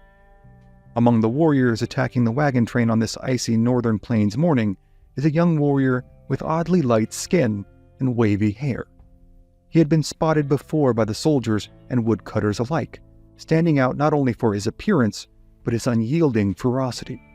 Again and again, when other warriors had retreated, or worse yet, fallen in death, the young man had proven indefatigable in assaulting his enemy. His own people, too, were increasingly impressed with his bravery and selflessness. Though still in his early 20s, the young man was beginning to cultivate a reputation as a fearless warrior and trustworthy leader. As a child, because of his hair, he had been known as Curly. Now, he is known amongst his people as Tisonka Whitco, or Crazy Horse. Crazy Horse and company, upon seeing the arrival of Captain Fetterman and his men, see yet another opportunity to employ one of their favorite tactics, a feigned retreat. In hopes of drawing the army officer's ire and enticing him to follow their feigned retreat into an ambush, Crazy Horse hurls repeated insults at Fetterman and his men, cursing them in English and striking threatening poses as a challenge. Finally, in either desperation or disgust, Crazy Horse had turned his back to the soldiers, dropped his leather leggings, and mooned them. Whether or not this insult is indeed the proverbial straw that broke the camel's back, Fetterman's men did indeed give chase. One possibility later proffered by researchers is that it was in fact Grumman, again at the mercy of his own vainglorious impulses, who broke ranks and began to lead the charge. As the pursuit carried on northward, Grumman and the bulk of the force pulled ahead of Fetterman, Brown, and the remainder of the force by several hundred yards. As they proceeded over the crest of Lodge Trail Ridge, however, they are met with what must have been a sickeningly bone-chilling sight. Thousands of warriors stood ready to meet them. The attack was not sprung, until Grumman and his party were near the bottom of the ridge, with Fetterman and Brown between them and the fort. At first, an attempt to stand their ground is made. Then, quickly seeing the futility of this approach, Grumman, leading the contingent of troops furthest down the hill, begins to lead a fighting retreat up the steep slope, intending to reunite with Fetterman. Now, as the battle rages on, the attacking Sioux, Cheyenne, and Arapaho have managed to separate the two forces further. Though he fights valiantly and attempts to lead the men who have followed him back up the hill, Grumman is soon cut down in vicious hand-to-hand combat. As the infantry desperately slip and slide as they attempt to climb their way up the hill, they too are cut down in brutal fashion by arrows, clubs, and spears. Soon, the white snow of the hillside is stained in large swatches of blood and viscera. Fetterman and Brown lead the men still alive under their command to an outcropping of boulders, from where they presumably intend to hold out until reinforcements arrive. They squeeze off round after round, desperately trying to issue orders over the din of rifle fire, war cries, and the screams of the wounded and dying. It is mere minutes, however, before Captain Fetterman is cut down by a hulking Sioux warrior named American Horse, with a devastating blow from his nail-studded war club, after which the warrior leaps from his horse and cuts the American's throat.